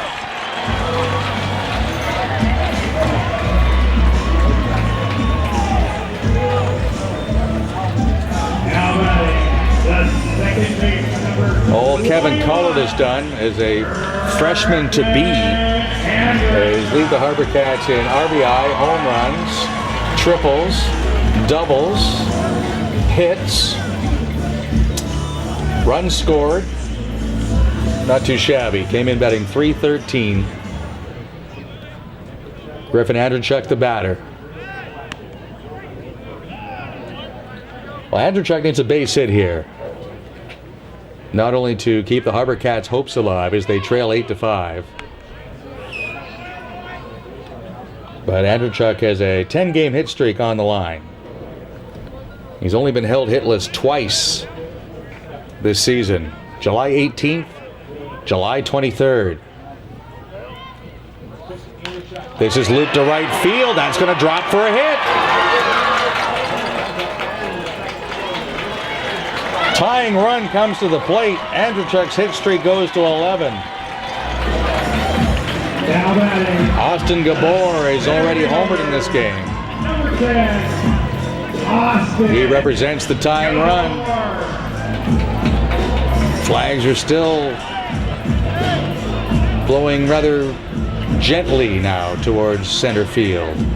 Not as briskly as at game time when it was gusting to 35 kilometers an hour. But it's still blowing. Cats have hit 3 home runs here tonight. League high 34 long balls on the year.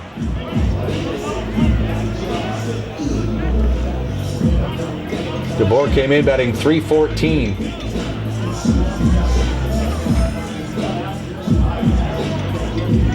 .23 runs batted in. 1 out in the ninth. 8-5 for Yakima.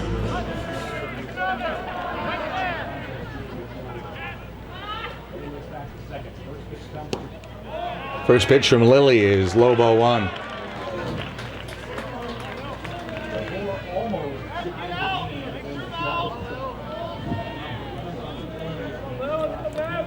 Collard at second. Andrechuk at first. HarbourCats down by 3 in the 9th inning.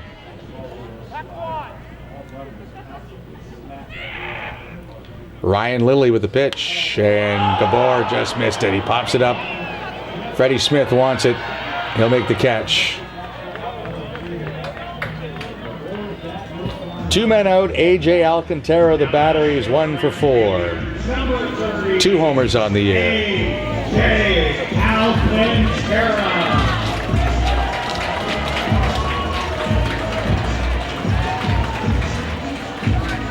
Last Thursday afternoon, Alcantara had a grand slam against Cowlitz here at Sports Traders Diamond.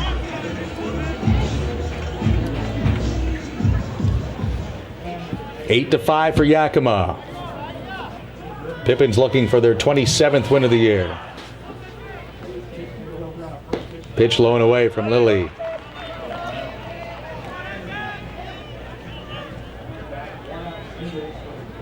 HarbourCats have won 6 in a row and 9 of their last 10. Lilly's pitch. That one's a strike.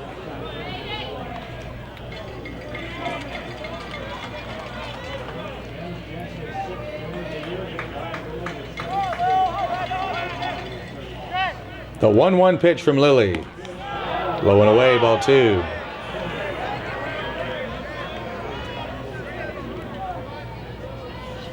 Kevin Collard at second, Griffin Andrechuk at first.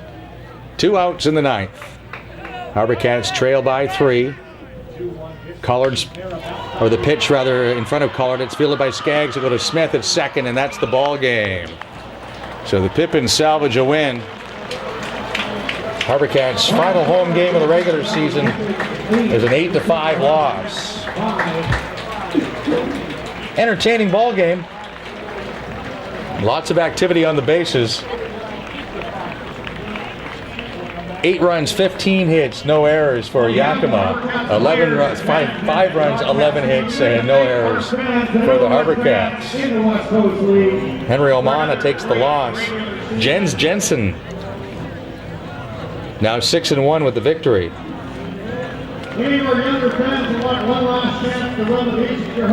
Omana 2-3 in taking the loss.